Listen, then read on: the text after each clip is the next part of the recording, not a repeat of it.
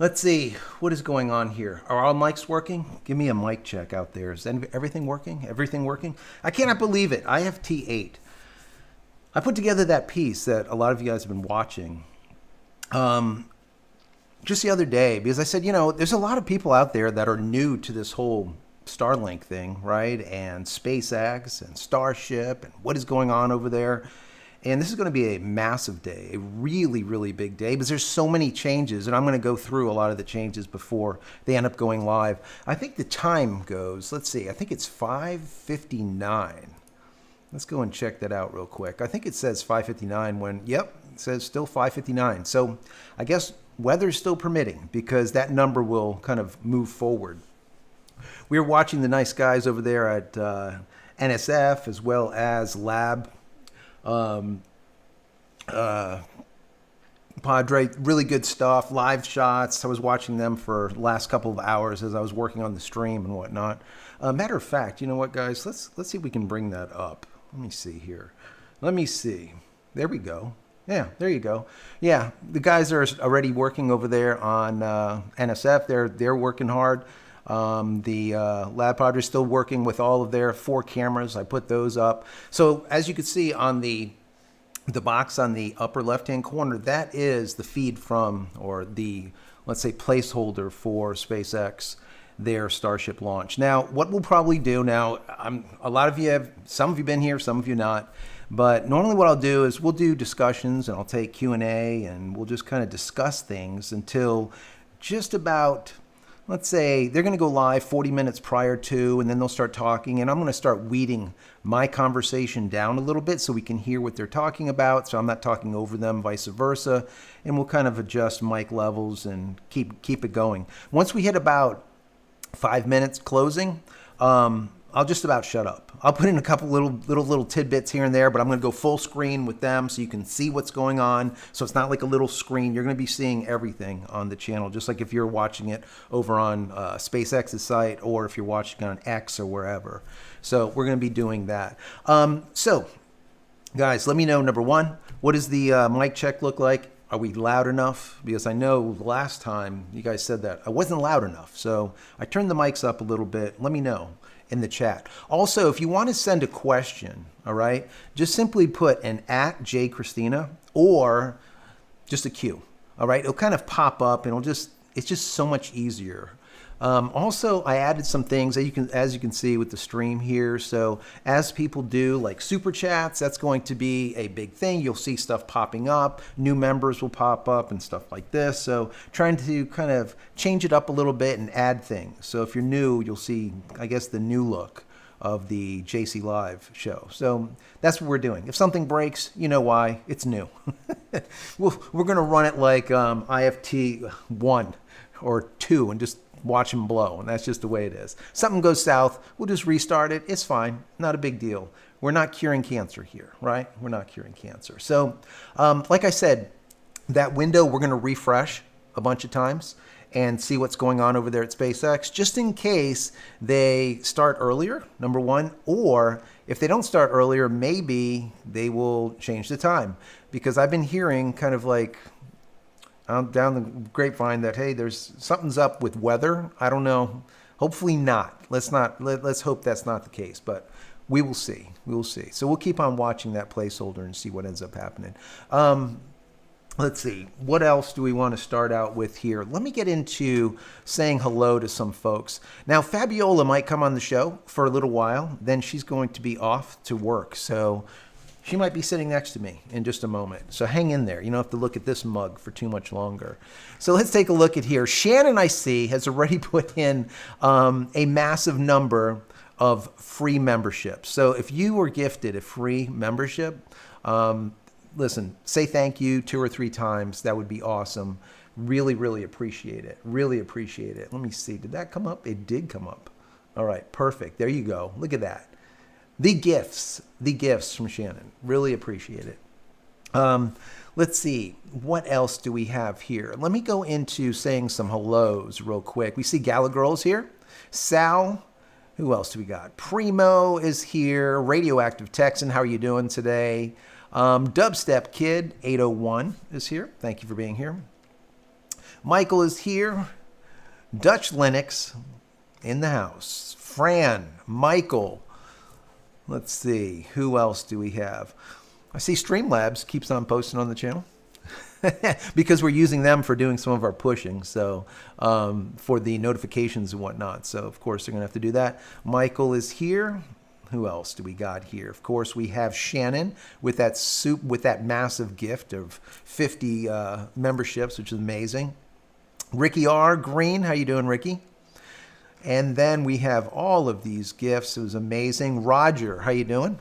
Popcorn. I like it. Lots of popcorn till the launch. Absolutely. Loving the popcorn. David H., how are you doing? Valo's here. Let's see. Elkwood Bear, how are you doing? Todd Cook is here. Travis, what's going on? Honey Badger.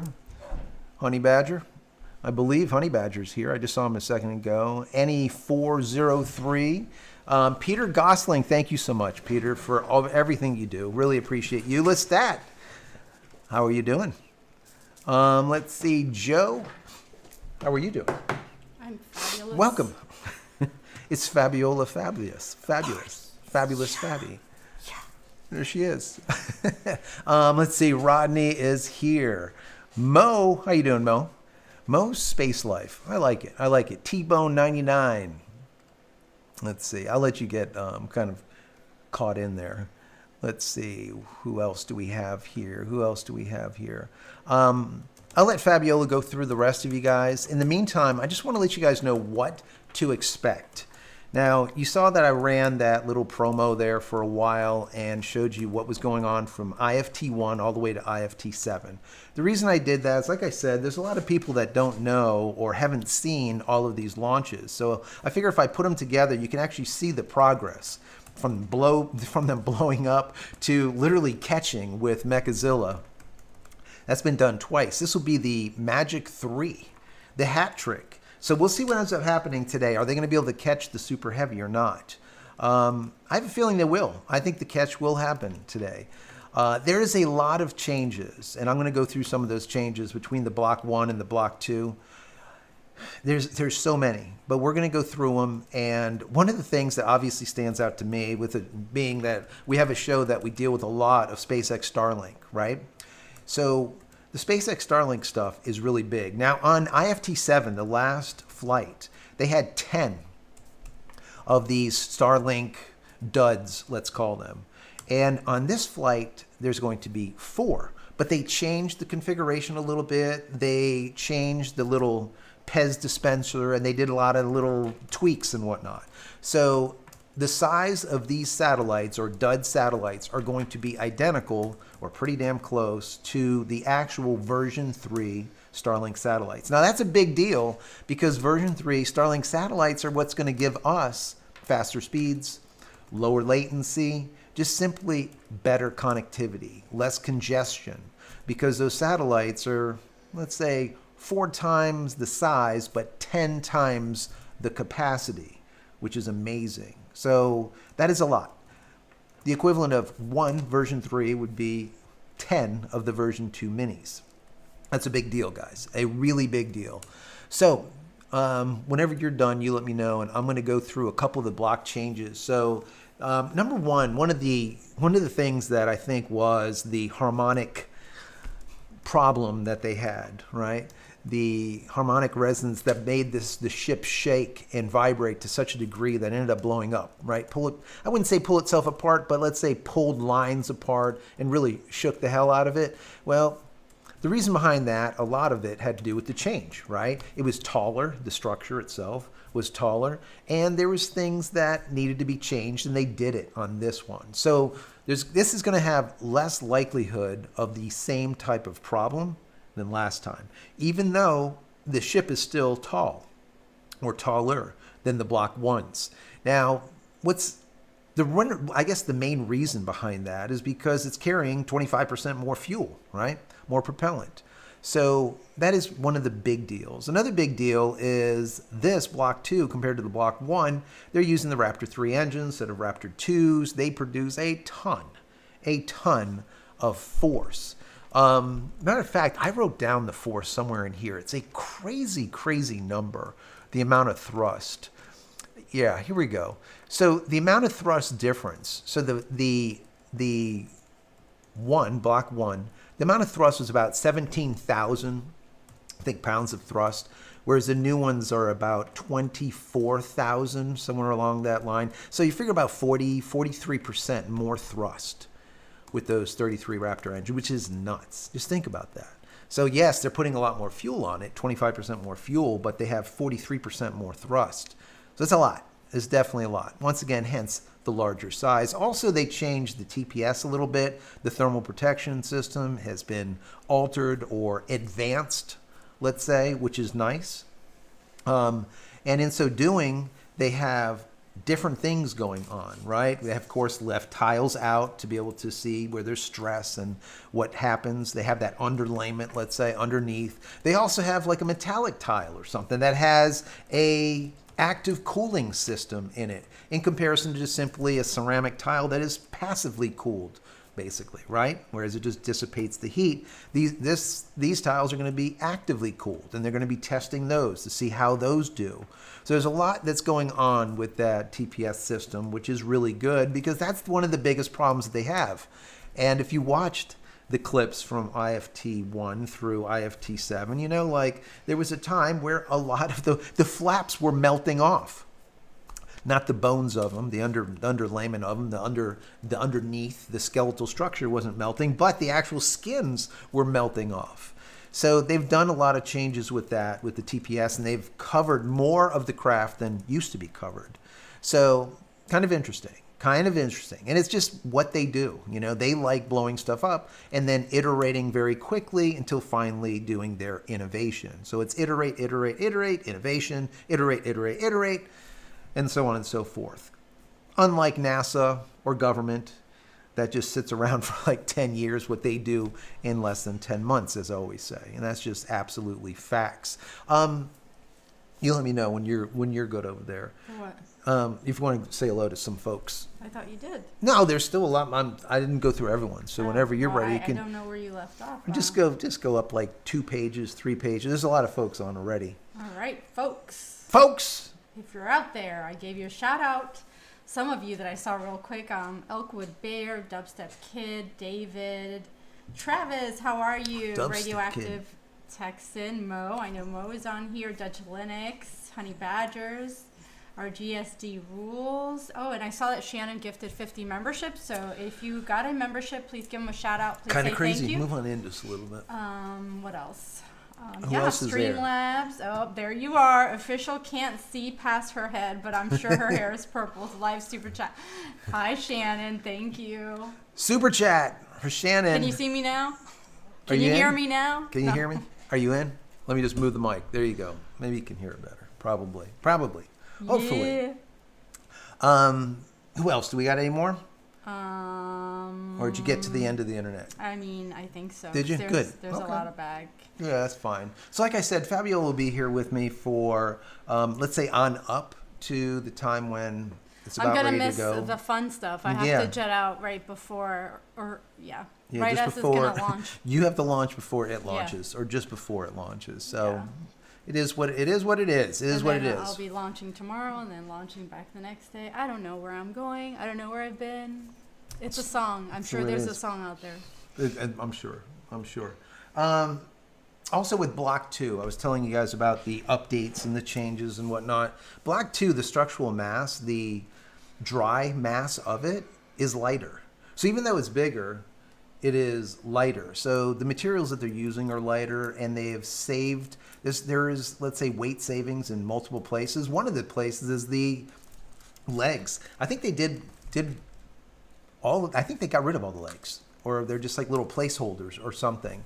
So if you guys, if I'm wrong, let me know. Call me out on it. So I believe that they did away with it. But there's other things that they were doing with their steel alloy, which is a proprietary. And they don't say exactly what it is. Now, they did change something which I thought was interesting. And that was the avionics, right? Let's call it the central processing unit, right? The CPU for not just avionics, but everything that goes on with control, descent, as well as landing and everything else. What they did is they added faster multi-core processors. They're probably ARM-based, probably similar to what they have in Tesla stuff, I'm going to guess. But they did increase it, and they are faster, stronger, better. They also went from like a redundant, which you would think of as a double or two of everything. They went to a triple redundancy or possibly even a quadruple redundancy. They didn't specify one way or another, but they did say that, which is really interesting that they did that. I think that's awesome. Redundancy is everything. And then also they hardened the entire thing, the radiation, let's say radiation hardening. So the reason they did this is because they know that this ship is going to be prolonged out there. And there is a lot of radiation. So they have added in this radiation hardening into this Block 2 also, which is kind of neat. And I do think that the landing legs were ripped off there. I don't think they're there anymore. But like I said, let me know. They added also a refinement to those catch pins, those little pins that when the Super Heavy comes in and it gets caught, they fixed that, or let's say adjusted them. I didn't see any break, but they said that they probably strengthened them, or they repositioned, or they did something with them. If anyone knows, let me know in the chat. But they did say that they reinforced or something what was going on with them. So kind of cool. I have no idea. You don't know? That's all right. Shannon did a Super chat. Super chat, Shannon. We can do a pre-launch test, so Bob doesn't have to miss out. Why is it always on me? So should I let you shoot it? Yeah, I'm gonna shoot it. Okay. Let's see. What a dud. What a dud. Oh my God, I saw stuff spray. That's a dud. I'm not doing this. I'm gonna order my own. Maybe I need to get my own. Usually when I do it, the torch is like a foot and a half long. When she does it. Yep. I'm gonna order my own. And I didn't shake it. I didn't do anything to it. Yeah, whatever. All right, let me do it. Ready? Here we go. No. 1, 2, 3. Where'd you go? Because you always want to catch my hair on fire. Catch you on Ready? fire. That's all right. Listen to that. Wow. All right, so I will use this. Matter of fact, since I have this in my hand, this doesn't look good to hold. Anyways, now that I have this in my hand, what they did was, you see the two forward flaps, right, in the front here? There's a total of 4, right? Aft, and then you have the ones up here on the cone. What they did is they moved this. This was another Block 2 change. So instead of them being like 90 degrees or 180 degrees apart, like you see there, they moved them to about 120 to 140 degrees. So they're tucked in to like the dorsal section, all right, of the ship. So when it's coming in like this belly first, all of that plasma is not like melting these flaps like hell, like you always see, like in the past. All those videos that you saw, you can see them start sparking, and you can see the heat start pouring through as the plasma is coming, blasting these things. What they found is they didn't need this 180 degrees. They could use a 120 or maybe 130. So they're kind of like now tucked in. So when it's coming through the air, they're not going to be melting as readily. Let's just put it that way. They'll probably melt. No, they're not going to melt. They're not going to melt. But anyway, so that's one of the changes also. I'm glad you got this. I can like show it. Yeah, great. It's like, It's like show and tell. Yes. You have a couple of questions. Yes, let's see. Mo said, "Be careful, Fab, with the pocket rocket." Thanks, Mo. Tiger Burn. What are the plans, designs for larger payload doors on Starship? Is that what you were just talking about? Yeah. Okay. Yeah, so, well, they didn't change, I didn't hear anything about an actual payload door change, but I know that let's call it the cart, or the structure that holds all of these stacked Starlink duds has changed. And they've made it so it's more efficient, let's say, easier to load. That's the main thing, loading them all up. Also, let me just, before you go to the next question, talking about that SpaceX Starlink satellite, the version 3s. Some people don't know this, but when they're stacked, or let's say they're unfolded, they are 21 feet long by 8 feet wide by 10 inches thick. Is that amazing? Think about that. 21 feet by 8 feet by 10 inches thick. And then when it's fully opened, and all of those solar panels are now fully expressed. They're wide open. It turns into a massive 2,700 square foot of coverage. So from that small little amount, it ends up growing to 118 feet by 24 feet. 118 by 24. Amazing, right? I think it's amazing. So anyways, those duds that we see in there will be version 3 duds, and that's what they will be. But they're not going to unfold, obviously. So they're going to come out as these duds that are like 21 by 8 by 10 inches, and they're going to launch out 4. The other IFT-7, the previous one that blew up, there was 10 on board. But this time it's only going to be 4. So hopefully we get to a point where we can actually see the Pez dispenser up here open up and start shooting out Pez, once again, SpaceX Starlink satellites, which would be awesome. Absolutely awesome. And they got 30 new cameras on board, is my understanding. So we're going to see a lot of high-def shots of this happening if it does happen. Fingers crossed. Okay. So, Streamlabs said a poll is going on for will SpaceX Yes. IFT. Okay. Shannon gifted another 10 memberships. So Shannon, thank you. definitely give Shannon a shout out if you got a membership for the channel, because that's awesome. Dutch Linux. Musk makes the chips himself. Recently, he has bought two of our most advanced chip making machines from ASML. See? And he makes them himself. George Ordway, are they using ILS radio to guide the boosters back to the launch pad? I don't believe so. I think it's all on board. Okay. I don't believe they use ILS like a jet would use like an ILS kind of hookup. I don't think so. I don't think that's how it works. I'm not sure 100%. If someone else knows, let me know. But I believe that it has to do with their guidance system built into it. And I think they have 3. Matter of fact, my understanding is telemetry. There's 3 actual 3, not just 1 or 2. There's 3 means of telemetry. So when you see telemetry go down, it's like a big thing. All right, A big Dutch thing. Lennox. Joe, you need a new rocket. Yours is outdated. LOL. I know, right? And you do refill this. I mean, you do that. I do. Yeah. Absolutely. Okay. Galagirl, a question. Are you going to get the SpaceX Dragon Scale model and SpaceX IVA Suite figure pre-sale? Also, they're going to have a torches for sale soon again. Are they? Really? That would be kind of cool. That'd be cool. We'll see. We'll see. Might end up having to do that and spend a little money. Marcus H. just joined. What is the current estimated time of liftoff? That's a good question. According to their site, let me Shannon see. said 6:30 p.m. Eastern last time you checked. Yeah, it's Crypto Sage said 6. yeah, it's saying that it's 5:30 or somewhere around there. They're going to actually start Marcus said, broadcasting. duh, it's on the bottom right. Yeah. So I didn't see that either, so. we will see what ends up happening. But according to, we have NSF on right now. They're in that. They're there. You can see them down at the top there, and they're saying 2 hours and 5 minutes till launch. So we know that SpaceX will go live about 40 minutes prior.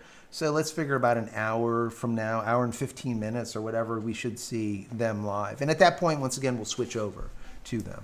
Okay, so really quick. Alistair Banks, how are you? Hey, Joe and Fabiola, greetings from Zimbabwe. Zimbabwe, When wow. will they put a real Starlink satellites on the Starship? I ask because we are suffering congestion problems here in Zimbabwe.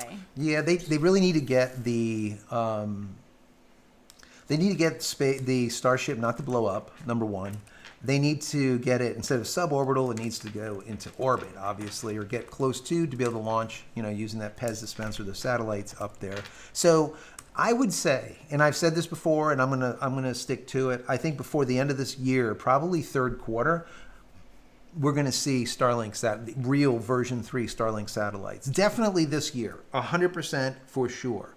Now, will it happen in the next time, the next round? No. I think what will probably happen is the next time, the IFT-9, possibly IFT-10. I think they're going to try doing a double catch, meaning that they're going to catch the Super Heavy, and then they're going to catch the Starship.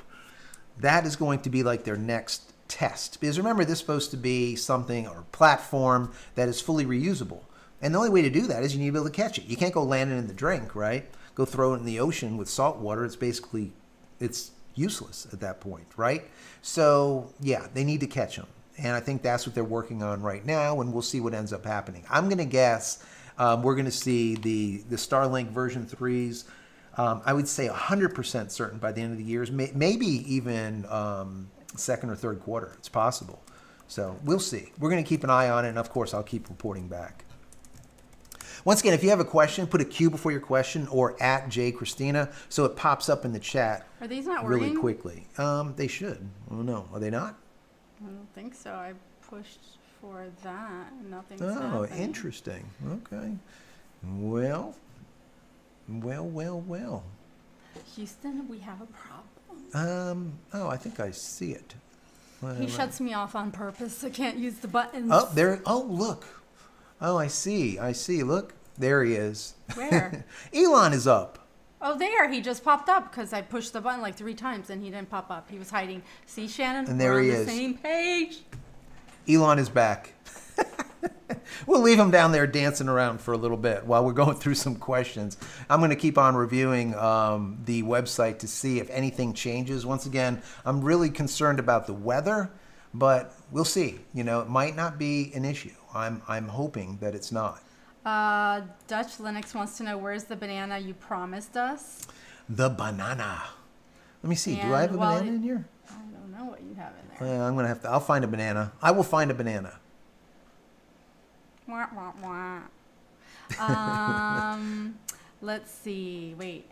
Thorn, what's your pop right now? Mine keeps switching from Miami to Atlanta every other day. My pop is still Miami for some reason. I don't know. I've heard other people say the same thing. What is that? That they're having problems with the pop constantly moving. This is live right here. Oh, This is okay. not.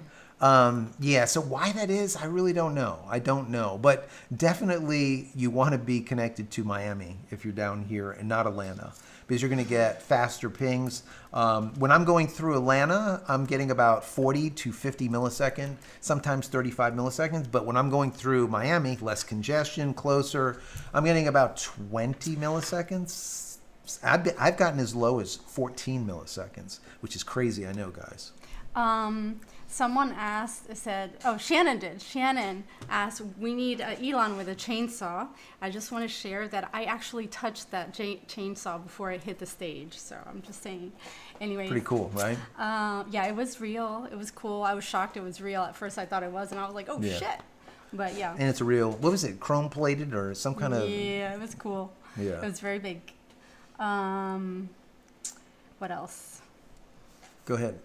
Oh yeah, Marcus said, my pop is Dallas, highly annoying, says it blocks my local stations on Hulu, College Station. Disney Hulu needs to figure out how to locate us. Yeah, that is a problem. And the reason why you have that problem is because Starlink, like many other service providers, are using... Instead of using NAT, like where everyone would have a separate IP address, they're not. They're using CGNAT, which is...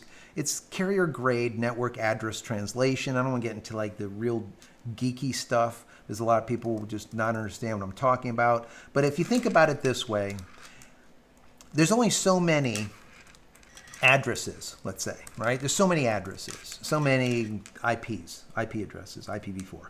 So they moved to IPv6 because there's a lot more. Instead of having 100, there's now 1 million. Okay, so there's a lot more. But what happened is not a lot of companies have moved to IPv6, and reason being is it's expensive. So they're using CGNAT. CGNAT allows them to have, let's say, one IP address for 100 people if they want. Okay. So the problem with that is using CGNAT, if you do a speed test from wherever you are, right, it's going to show the server, like for example, for me, I'm in South Florida, but since I'm using Starlink, that's one of the service providers that I'm using, if I do a speed test, it's going to show up as Atlanta, Georgia.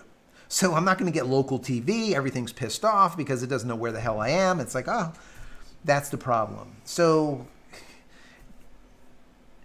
SpaceX Starlink is not the only one that does it. A lot of ISPs use CGNAT now because it's just cheaper. They don't want to put forth the effort or the time. They don't want to put forth the money, the resources to move to IPv6. I hope everyone does sooner than later. But this has been around for like 10 plus years and it just hasn't taken hold, which makes no sense. But they figured out CGNAT, so they're using it. Elon Anyways, I hope that I'm holding you kind of Elon. get it. You're Hey, what are you Elon. doing? Are you holding? You're holding Elon? Yeah. Let him just like dance. Yes. And Elon is here. No, I was gonna go like this. I was And gonna then pinch his head. pinch his head. Oh. Wow. Oh. Wow. Oh. Wow. Okay. Let's see. Phil, how you doing? Phil's camping. My pop is 2,000 kilometers away. Wow. Dutch is calling you out because you promised next time Elon would be holding a banana. I wish I could do that, and I'm good. I'm not that good. I can't have Elon holding the banana. I mean, I probably could, but it would take a long ass time. Phil said my Starlink Gen 2 that's been on my roof for past 2.5 years has started to fail. Really? Wow. That's not good. Crypto Sage, love all the knowledge you drop consistently. Appreciate you greatly. Thank Look you at so much for You're that. such a brain. I don't know about that. But Also said, nice to be here live with you all. I got my mom and dad a Starlink in May of 2022. My dad thought I was on meth because I went to his house at like 12:30 a.m.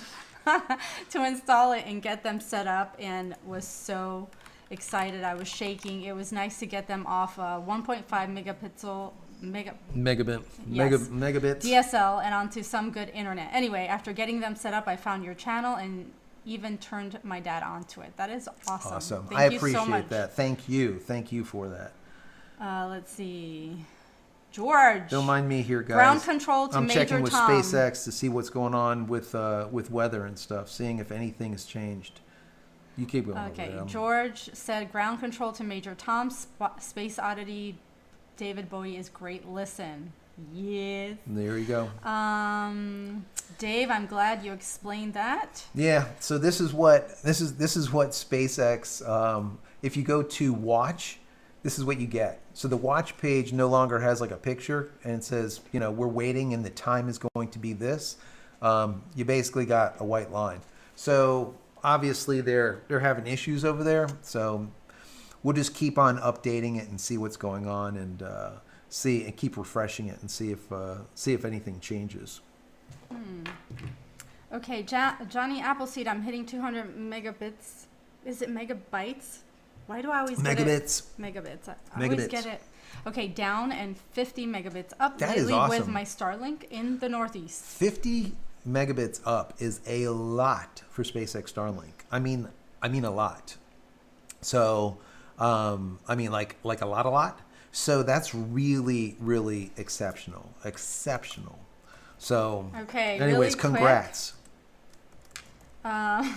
Shannon said, this month I will use my monthly milestone to ask everyone to make sure you like this video and you are subscribed to the channel. Everyone give a pink poop emoji to show Joe and Fabiola your appreciation for what they do. Thank you, Shannon. Thank you, Shannon. Thanks, guys. Appreciate We that. love the love. Love it, love it, love it.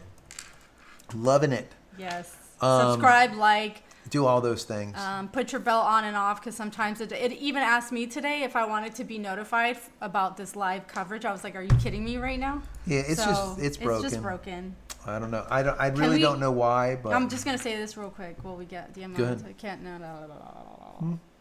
What's I that? was like, can we get doged? I don't know. Anything's possible. Can we doge this situation? We could. It's possibly. It could happen. So yeah. So Okay. yes. Dutch said now Starlink is getting faster. My cable company has upped their speed from 100 megabits down to 250 down and from 30 up to 60 up. Yeah, because they're getting scared. Yeah. I mean, what else? They can't do. There's nothing else to do. They have to somehow bribe the people to stay with them. Remember what happened with HughesNet and Viasat? When SpaceX Starlink came out and I started doing this 45 months ago or so, I said, listen, guys, Viasat and HughesNet will be out of business. Okay, I promise you, SpaceX Starlink will absolutely crush them and they will go out of business. They're going to lose people hand over fist. The only thing that will keep people around is their contract. And people will probably stay and not pay the early termination fee. That's probably what will end up happening. Well, we're there now. According to what I'm reading, all of their numbers are in the freaking tank. Less than half. I think about 40%. They lost 60% of their clientele so far. And that's just in this couple of years. as time goes by, that 40 is going to go to 30, and finally they're going to go out of business. Or what they'll end up doing is selling out to, let's say, the government or something, and they'll use those satellites that are sitting in GEO for maybe military purpose or something else, right? They'll kind of repurpose them because, I mean, as of right now, we all know that LEO or low Earth orbit is the place to be when it comes to satellites. These things that are in GEO, I mean, it's just the amount of latency. You're looking at like 700, 800, 1,000 milliseconds, a second of latency. I mean, it's just not usable, all right? So what they tried doing is like giving people extra data and free this and free that when they were screwing us rural people for so many years, and all of a sudden they're like just giving everything. Well, of course, because the writing's on the wall and they're all losing their jobs. So thank God, it's good. You know, I always like to see competition, but as of right now, SpaceX Starlink does not have any competition at all. The only competition I see is the Chinese. That's it. Because even what Jeff Bezos over there, I call him Bozo all the time, but you know, the bottom line is with Project Kuiper, it's never going to happen. Okay, I'm telling you, it's not going to happen. Period. I mean, he can't get his own satellites on orbit. He's using ULA. His Blue Origin, his company, his rocket company, just is not doing it. They can't do it. They have never put a satellite on orbit yet. So, you know, it kind of is what it is. The New Glenn and their previous. I don't know. Anyways, I don't think Project Kuiper will be any type of a competition to Elon Musk, SpaceX, Starlink now or in at least a year plus in the future. That's my opinion. Can I hit some questions Go real ahead. quick? Let's do it. First of all, how much time, what does it say how much left? Is that the right one right there? Yeah. So like an hour and 51 minutes? Hour and 51 minutes till launch. If that happens, we'll see. Once again, we are still seeing a white line over there on SpaceX, their website, where their placeholder is normally. So it looks kind of like that, which is not good. But that's what SpaceX's launch is that the weather? looks like. Yeah, it's pretty hazy over there, and I mean, I don't know. We will see. Okay, Phil. If there's anyone out there is keeping track of the weather and what's going on, let us know. David Pointer said, I just pulled up the weather in that area on radar. Looks like they are having scattered showers currently. Yeah. Thank you, David. Phil.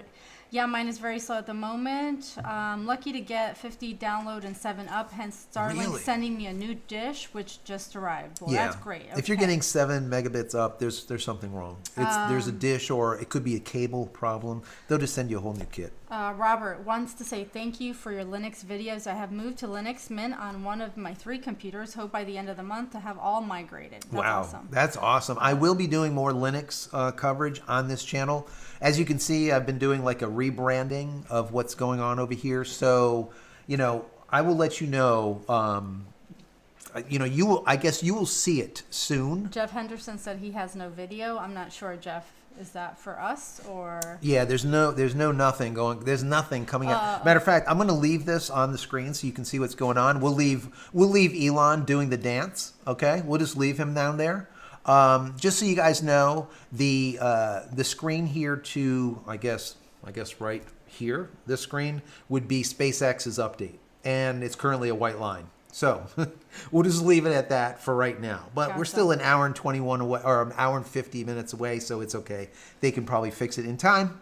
Now, down below, underneath us, is Lab Padres. Their feed, they have a really nice 4-camera thing going on. And then next to them is NSF that I love watching too. So we can just see what they're doing on their channels simultaneously while we're talking and answering questions and hanging out. So okay, Johnny Appleseed. I hate to admit it, but I currently own 4 Starlink kits, one for my primary home, cabin, business, and office, and a mini for the camping and ice fishing. You are hooked up, my friend. I like it. That is good. The minis are awesome. Before you go to the next question, if anyone is looking for a Starlink that is perfect for mobility, in other words, you're going to take it camping or you're going to take it out in the woods somewhere and you want to charge it, you want to run it through battery, instead of using an inverter, you can use a mini, and the mini allows you to use that barrel adapter connector and take battery power direct to it. perfect, because then you can use it through your battery backup, whatever, your solar powered whatever it is, any type of unit. It could be a Jackery, I don't care which one it is, EcoFlow, whatever. But then you can then charge it, right? You can charge that unit during the day, and then at night you still have Starlink. So you can basically have Starlink all day and all night using one of those minis. So take a look at those if you're looking to do any kind of camping or traveling, hiking or whatever you're doing out on the road. So, all right, Brandon Chewing. How you doing, Brandon? Brandon Tuning. People might keep the old sat companies if they can't get a north-facing view of the sky. What do you think? If they only have a south-facing view, they might be stuck with it. Okay, so that's a really good comment. And a lot of people are fearful that they cannot see the north, and they're in the northern hemisphere. Or if you're in the southern hemisphere, you used to have to point your dish south, right? Well, you really don't need to do that anymore, all right? The dish can point straight up, and since there's 6,400 SpaceX Starlink satellites as of today, 6,500, something like that, a lot, you don't really need to point it to the north. Should you? Yeah, you could. But is it necessary? No. As you can tell, all the vehicles have them stuck to the roof. They all work perfectly. On planes, straight up. On boats, straight up. Nothing's pointing north. Nothing's pointing south anymore. It really doesn't matter. So don't worry so much about pointing it north or pointing it south. Worry more about having unobstructed sky, so you don't have like a tree or something, a canopy of trees. Then you're pretty much screwed, okay? But in short, straight up is good enough as of today. And it's getting better as there's more and more satellites. I hope that helps. Let's see. Tinegi Chapisa. Unlimited plans were incredibly rare before Starlink came to my country. I don't have it, but I'm benefiting still. That's awesome. Yeah, no, absolutely. Hey, look at guys, we're back. So they have their feedback, as you can see. Placeholder is back. You can see it this way to me over here, which is nice. It's not a white line anymore. That's a plus. So it still says starting at 5:59 p.m. Eastern Standard Time. So everything is still on track, even though when we're looking at the footage here from NSF and also from wow, Lab Padre. What is that? That's all this. They're okay. I was gonna say, that's where just did it mist. go? That's cold, basically. That's what it is. That's pretty cool, though. It looks cool. Yeah. So, but anyways, when we look at it, even though it looks pretty dreary and dismal, and it still seems to be going. So, T-minus 1 hour and 45 minutes. So we'll see. We'll see. All right. Alistair Banks wants to know what you're drinking tonight, Joe. My standard tea, that's number one. And then also I brought in some drinks like just like some cola and some Sprite and that kind of stuff, because so my goal here is we're going to do the live, right? And then once the live is over, I'm going to take footage from the original, like the launch. I'm going to put together, I'm going to break it down for you guys, and then hopefully by tonight I'm going to have like some little hot pockets, little time slices of some of the good stuff that happened. So I'm going to be in the studio pretty much all night, so bear with me. I might end up going and then coming back every once in a while, but we'll see what ends up happening. He's still dancing. You got Elon on there. I like it. I like it. We'll leave him. Johnny Appleseed, I power my Starlink Mini with a Milwaukee Power Tool 18 volt to 12 volt converter I got on Amazon that has a USB-C port with a barrel adapter on the 8AH battery. I can run it for about 7 hours. 7 hours. So there you go. Just like basically what I was saying. You can in most, I know there's a couple of people I know with EcoFlows and Jackery, some of the larger ones that run through the night without a problem, all night long. And then they charge back up using solar, like about 400 watt solar, about 4 panels or so. And they can charge it up during the day. And then once again at night, they have full connectivity. So it works out perfect. And just like you said, that barrel adapter now with the minis is just perfect. What people don't understand is I've said it from the very beginning, way back. I said they needed to do this, and they finally did it. Before, what we'd have to do is use an inverter. And even if you have a really good sine wave inverter, something that's really good, you're still going to lose anywhere from 5, 10, 15% of your battery just in that inversion, let's call it, right? Taking the DC to AC, AC to DC. Whenever you do that conversion, you lose a lot, right? Using those inverters. So this, you don't have to invert nothing. You're just taking the power directly in from the Jackery, let's say, or from your battery backup or whatever you're using. So that's really good. Really, really good. Once again, the Mini is the way to go if you're going to be doing any type of stuff like on the go, in the woods somewhere, and you want to be able to have connectivity. There you go. You got it. Once again, put a Q before your question or at JCristina. It makes it really easy or easier to find. So definitely do that if you could. Country Soldier, I have the Gen 2 dish and it's working great. I use the secondary Netgear router for my Wi-Fi access and run all Ethernet through the Netgear to the Starlink. Should I upgrade Starlink? Honestly, I get a lot of questions about upgrading from people that have version 1 Starlinks. Some people that have version 2s.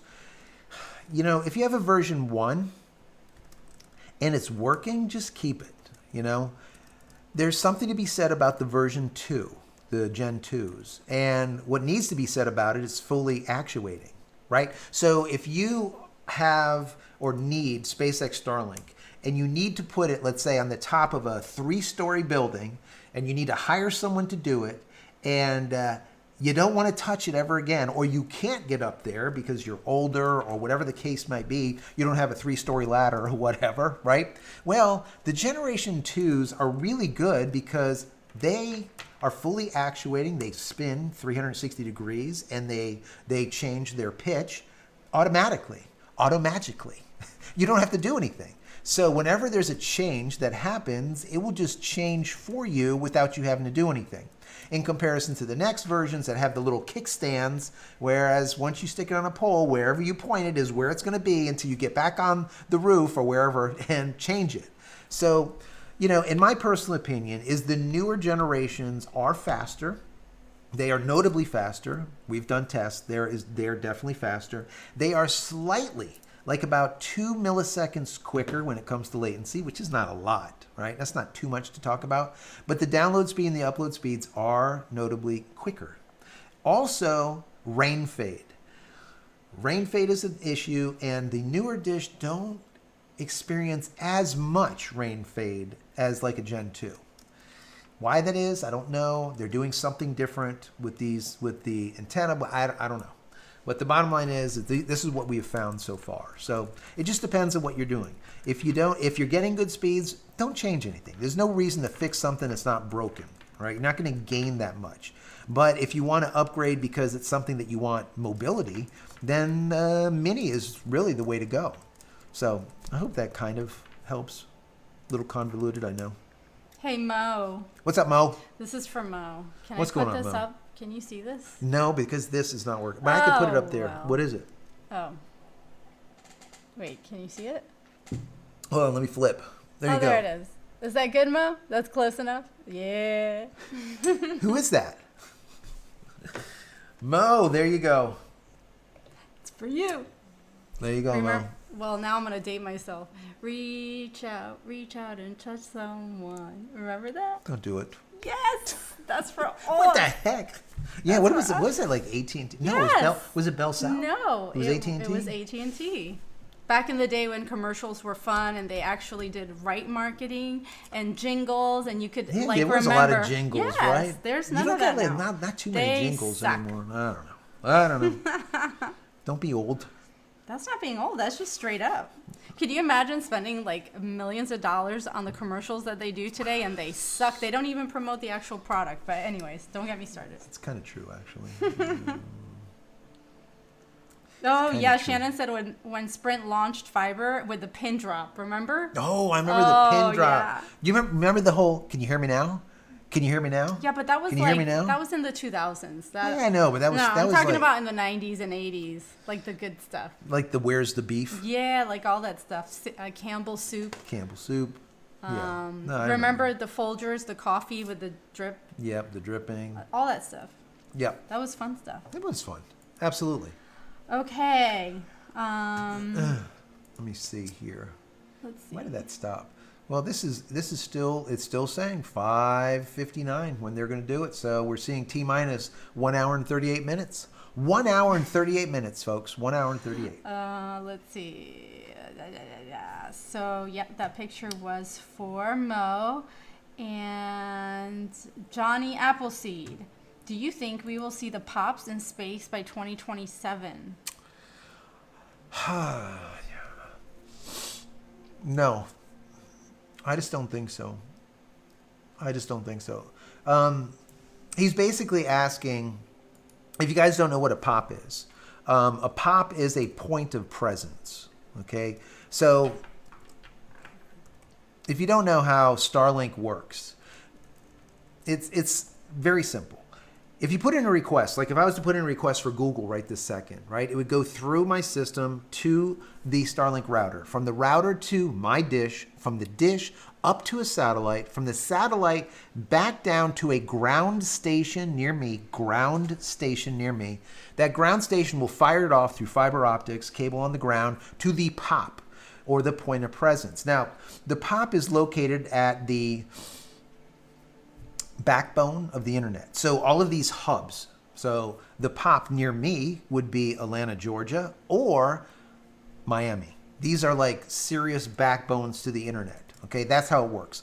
Then the POP will send it off to Google. The Google will send it back to the POP. The POP will send it to the ground station back to a satellite back to my dish, and then through my system. Now, that's how it works. The question is, will they get rid of the POPs and stick them into space? And the answer to that would most likely be no. What I think will be happening, more likely, is they're going to get rid of more of the ground stations. And the reason being is the ground station is kind of like that middle man, right? That once again takes your information from the satellite down to the ground station, sends it to the POP. POP sends it back to the ground station, back to the satellite. If they can eliminate that ground station completely, okay, send it up to a satellite, and then if the POP is farther away from you, that's fine, because now each one of those satellites have built in on board laser communication. So it can send, let's say it's Atlanta, Georgia. I get a satellite overhead here in South Florida. Instead of going to the ground station, it could then relay the data to right above Atlanta, Georgia, a satellite there, and then that satellite can beam it straight down to the POP, or the NOC, or the Network Operations Center, or the CO, whatever you want to call it, okay? So I think that's more likely what's going to happen. There's going to be less ground stations instead of more, once they can actually figure out how to just do a quote-unquote full-on mesh network of the, let's say, in the low Earth orbit, and that's it. They don't need to have as much of the ground station. So we'll see what ends up happening. You definitely need the POPs. Oh my God, we're popping off. Look at Shannon that. just Look at gifted this. 50 memberships. Holy crap, Shannon. Woo! Thank you so much. My God, look at all these people. If you are receiving a Shannon Bomb gift membership, please give a shout out and say thank you. Wow, that's a lot of people. The Shannon bombs. That's from Mo. Holy God, that's a lot. Thank you so much, Shannon. That is fun. Really appreciate that. Thank Wow. Wow, that's a lot of free memberships. Craziness, Andrew says. Scrolling. Crazy. Absolutely crazy. Once again, if you got a free membership from Shannon, say thank you. Really appreciate all of his support on the channel. Absolutely awesome. Awesome. Awesome. Dutch Linux, now that it is proven there is water on Mars, do you think Elon will do terraforming on Mars?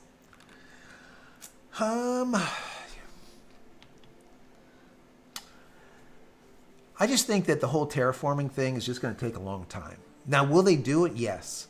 I mean, to technically do it properly and be able to get the atmosphere and get everything, like, my understanding is they're going to have to let off some nukes. That gets into a whole nother story with the atmosphere and a lot of other stuff. So, I mean, I don't know exactly how they're going to do colonization of Mars, because there's a lot of people that have really great theories, but they all, like, I feel like hold about 70% of water, and then they just start falling apart, right? Because there's so many things that have to be there to actually have it work. And Elon Musk have said this on a few interviews in the past. He said, before any one person can get there, there needs to be we have to have a point where there's enough supplies there that if we never show up again, that person or that people or however many that are there will be able to live in perpetuity. How do we do that? Because you can't miss one thing. If you just miss one thing, it could just break everything, right? So I just don't know. It's a real hard one. It's a hard one. Shannon with a I can't even talk. Shannon with a super chat. A RUD on either ship today, and I will do 50 more memberships. That's exciting. Yes. Will a RUD happen? A rapid unscheduled disassembly. Boom. Oh my God. Will it happen? I don't know. I mean, I would like the extra 50 memberships because we could definitely use it. But I really would like to see them. You know what? If they blow it up after they open up that damn Pez dispenser and launch out those Pez, those Starlink dummies, the version 3 dummies, I'm okay with that. But I really would like to see that. That's a big thing. That is what's going, once again, take us Starlink users to the next level. So we'll see. I don't know. We'll see what ends up happening. Go ahead. Mars. Mars says. Mo, I called you Mars. Mars says. The answer is yes, but we won't be done. It won't be done by Elon. We have to nuke Mars 3 times to terraform it. See? So David you heard said, that too, right? Yeah, David. Tell me more about the nuking. Tell me more about, in the chat, let me know more about the nuking. Because I heard it, but I just didn't, its concept. What the hell is going on? Did you just fall asleep on me? No, I'm trying to say something else, sorry. and you keep going. Sorry. David was saying that can't terraform Mars without some sort of genetic engineering. Oh, okay. I don't know. That's not my gig. No. Kevin Condon, how do you get a gift membership on here? Isn't it generated by YouTube? Yes, Shannon has the answer. He looked this up. So Shannon, if you would be so kind just to put a one-liner in there. Also, in that one-liner, please let everyone know what your website is, because I would like people to be able to go and take a look at it. A lot of great stuff over there. Definitely check it out. Force Ghost Jeremy is asking Grok about terraforming Mars. Yes, ask Grok and then throw it in the chat. That's cool. We love Grok. Grok is cool. I do like ChatGPT. If you guys don't know who Grok is, he's Joe's cousin. Grok is my friend. No, Grok is Elon Musk AI. His XAI deal. So it's the equivalent of ChatGPT, but it's Grok. And I've used ChatGPT, I use Grok, I've used others, and I just like Grok for the most part. Sometimes it gets into a round robin tangent that's very hard to break out of. But ChatGPT says stupid stuff sometimes too. So, they're not perfect as of yet. You just have to learn how to ask the questions. Right. The answer is always in the question. Yes. 100%. Definitely. Let's see. Johnny Appleseed, 90% chance of RUD. The Starship has seen its shadow. 6 more flights of RUD. It's possible.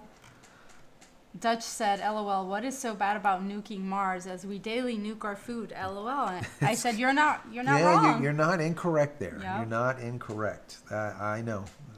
Mo said the nuking will change the atmospheric temperature from cold to heat hot and the genetic engineering of the soil so vegetation can survive without freezing or dying from Martian sandstorms. And there you have it. See? Thank you, Mo, for that. There's the answer. David According B. to Grok. No, that no? wasn't that. Was no. it Grok? Mo answered this. Oh, okay. All right. Maybe it wasn't Grok. Thanks, Mo. Force Ghost Jeremy was asking Grok. Gotcha. David, not enough pressure in the atmosphere, no magnetic core protecting living things from harmful rays. You would have to live underground forever. What's the point? No, that makes sense. Shannon, the question was, how does someone get one of your free memberships? How do they get one of your free memberships? That was the question. Yeah. And definitely share your website, Shannon, please. And Mo said no, that's Mo's knowledge. Not That's grok. Mo's knowledge, not grok. All right. Let's see. Colin Kaiser, nope. I want to see all those Starship thermal shield tiles properly tested and a gentle landing at sea. No premature explosions, please. Yeah, it'd be nice. I would like to see a complete mission this time. So talking about the tiles. So the tiles that we know are the standard tiles that you see. They're about the size of a dinner plate. About so thick. They're not very thick, but they're ceramic, right? So that's considered passively cooled. So they heat up and then they dissipate. And they heat up and they dissipate, like a kiln or something like that, right? So what they're testing is they're putting on some metallic covered tiles that are actively cooled instead of passively cooled. Now they're probably running lines from the coolant, from the liquid oxygen, probably running through it. However they're doing it, I don't know. But it's probably the equivalent to having a CPU in your computer that is water cooled, right? So you have like a copper, let's say, plate that goes over the CPU, and then you're cooling that plate from the top using liquid. So they're probably going to do the same type of active cooling for this. I don't know that for sure, but that's what I'm going to guess. We'll see what ends up happening when we learn more, if this even works or not. They talked about this in the past, but they never did it. This time they're going to do it. So we'll see. Okay, super chat. Shannon. Here Shannon. we go. Here's your answer for how do you get a membership. Gifted memberships are distributed according to YouTube's algorithms. Of course they are. The more you interact with a channel, like, subscribes, comments, shares, etc., the better your chance of getting a free membership. Hence, like, subscribe, and share. And confess, and Yes. do the hokey pokey and turn confess, yourself around and do all and that. hit the bell 3 times on and off for notifications, all the things. You know, why do you have to do that too? That is the most ridiculous thing. So many people have told me now, Joe, I don't get notifications anymore. I'm like, Because are they on? They're like, yeah, they're on. whatever it is that they do, they obviously are breaking it, and then it messes it up for people, and you have to, it's like a reset continuously, like when Apple does a update, Yeah, an update and then is it, broken. like, without you even realizing, you're like, why isn't this working right? You Yeah. go back, it's clicked off. So when I talk to a rep over there at They're useless. YouTube, well, that too, they always say, oh, tell your people to unsubscribe and then subscribe again and then click all. Unsubscribe, subscribe, and then click all notifications. What the hell? If they're already clicked on it, and they should get notifications, but they don't. And I had a long conversation about this. There is over 127,000 people on this channel now, right? But I'll do a video and I'll see that it'll get like 1,000 views, which is not possible if you think about it. Because if notifications went out there, even if it was 10%, that'd be 10,000, right? Or more, 12,700. So it's just stupid. It's stupid. And they're broke. It's broken. But what are you going to do? You're a small fish playing in a very large pond, and there's definitely a big fish swimming around, and that is Not Alphabet. you. That's not me. It is what it is. Shannon, thank you so much for the super chats. Thank you for the gifting of the memberships. Really do appreciate it a lot. Thank you. Thank you. Thank you. Thank you very much. Dutch Linux, I assume that at some point Elon has to do a launch and a double catch and refuel and relaunch. Yep. The double catch, I am going to guess, will be IFT 10. We'll see. Double catch, IFT 10. That will be my prediction. Some people have said IFT 9. I don't think it's going to happen. I just don't. I mean, it's possible, but I just don't. We'll see. It says Jeff Bezos. Starship, SpaceX Flight 8 live. Johnny Appleseed said, oh, Jeff is in the house. Jeff's here. I can't. I love I it. can't. I love Jeff that. is calling me. Hold on. Jeff, No, I'm just kidding. is he calling? Tell him. I love Jeff. Oh my God. In all honesty, I would like to see competition because competition runs everything. Without competition, everything just stifles, right? That's what ends up happening with Adobe, for example, Photoshop and all the rest. No competition, the stuff gets very just lethargic when it comes to it. It's more iterative and not innovative. The same thing holds true with this. I think competition helps people keep their feet to the fires and constantly not only iterate, but to innovate. So I would love to see Project Kuiper actually do something. I think it's funny that it says Jeff Bezos, but I think Hey Jeff, how's it doing, bud? what's going on. But I think I would like to see competition. I just don't see it happening at all. It's not going to happen. The only competition I personally think that we'll see will be from the Chinese. Sadly, but that's my prediction. We'll see. I could be wrong. Could be wrong. You wrong? I am. I've been wrong. No. I've been known to be wrong every once in a while. Get out. I don't believe it. All right, Colin, I think I saw a single actively cool test tile pointed out in Ellie's description of today's launch plans. Oh, okay. So what does it look like then? The actively cooled unit. I heard that it does have that metallic covering. It is metallic. Which makes sense because it needs to have like a metallic of some type of covering, like a copper. Obviously, copper would melt. Couldn't use that. So it's some type of alloy steel combination, stainless, whatever. But then it's got to be actively cooled from the backside. How they do it, I don't know. Maybe someone else knows. Let me know. Country Soldier, like it. Starlink saved my house. We have cable line 1 mile in all directions, but they won't run to the house. We're about to sell when we finally got the email for Starlink 2-3 years ago. Wow. See?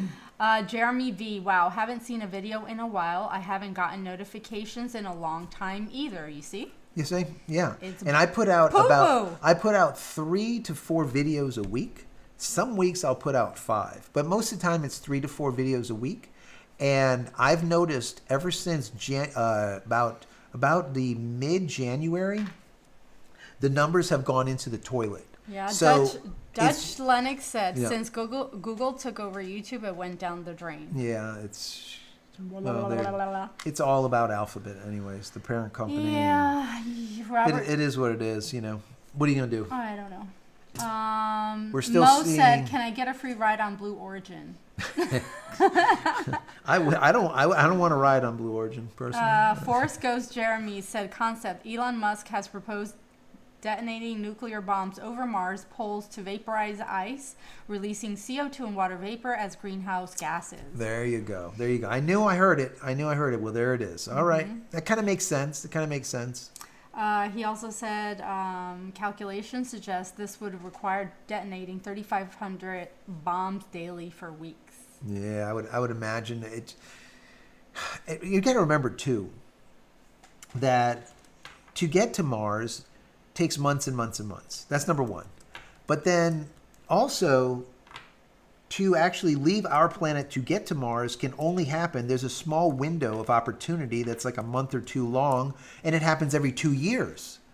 So what do you do in the 2 years? Make more bombs, I guess. I mean, I don't know. I don't. It's going to be difficult.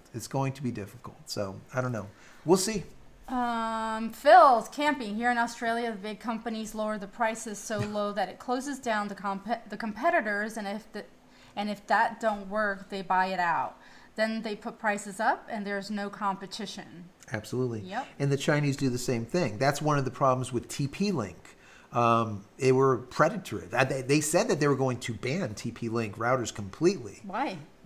Because let's say everyone else charges $100 for a router, they'll charge $80. Okay. They'll charge $50. And the reason being is what people were speculating is that they're being funded or let's say reimbursed by the CCP, the Chinese Communist Party. So people were like, well, number one, they're definitely, they're putting out routers cheaper than anyone else can put them out for, number one. And then number two, they are going to be beholden to the CCP, meaning that all of the data that they collect goes straight to the Chinese Communist Party. So they're not allowed to use TP-Link routers in the government or anything.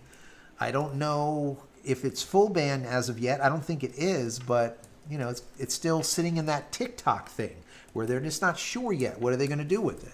So OMG. there you go. Baja Racing Gear, AKA Shannon. Shannon, with 10 members, 10 memberships. Who got the memberships? There's only 10. We can read it. Who? Brandon Brownie. You going to read them? No, you can. Okay, we got Pilot, Jim, let me see, Kale, Mike, Mark, Richardson, Ken, and Philip. All got a free membership. If you got a free membership from Shannon, please say thank you at least twice. That is awesome. That's awesome. Thank you so much, Shannon. Also, if you Man. need racing gear, you should go check out Shannon's channel. website. And His channel, right? I Baja believe- Racing Gear, or is it the website? I think it would be over on the website. Shannon, put your website if you can in the. Let me see if I can find it here. I'm Let gonna me go see. Baja Racing. You want to go Baja Racing? Oh, yeah, but I want to drive my own. I'm not going with you. I'm gonna take you clean out, How do we get to you taking me clean out? and I'm gonna video it for the folks. Jeez. We're not gonna start on the bathroom. Oh, I so- found it. Here we go. Here we go. Here we go. Baja Racing. There it is. There it is. I'm gonna throw it in the chat. I'm gonna throw it in the chat. So check it out. Shannon, I'm gonna need that helmet, and I need that little walkie thing, and Little- I need a Shannon, full. she needs a full, little walkie Yeah, thing. right there. There it is. I need a cam. Yeah, the whole thingamajig. There it is, right there. That's the one. That's the one you're gonna run Yeah. me over with. No, I'm just gonna take you out. Side swipe. Pow. That'll be great. Well, you did We'll that. video it. When we first met, we went Are you really gonna say that? go-kart racing. When we That was first our met, first date. like our first date. This is like 30 years ago or so, right? Our first date. So I'm driving like normal, right? We're racing. But then I Robin's turn racing. a corner. I turn a corner because there's a large woman in a cart like here. And I turned. So what she did, instead of slowing down, no. She whacks me into the large woman. The large woman almost fell out of the cart.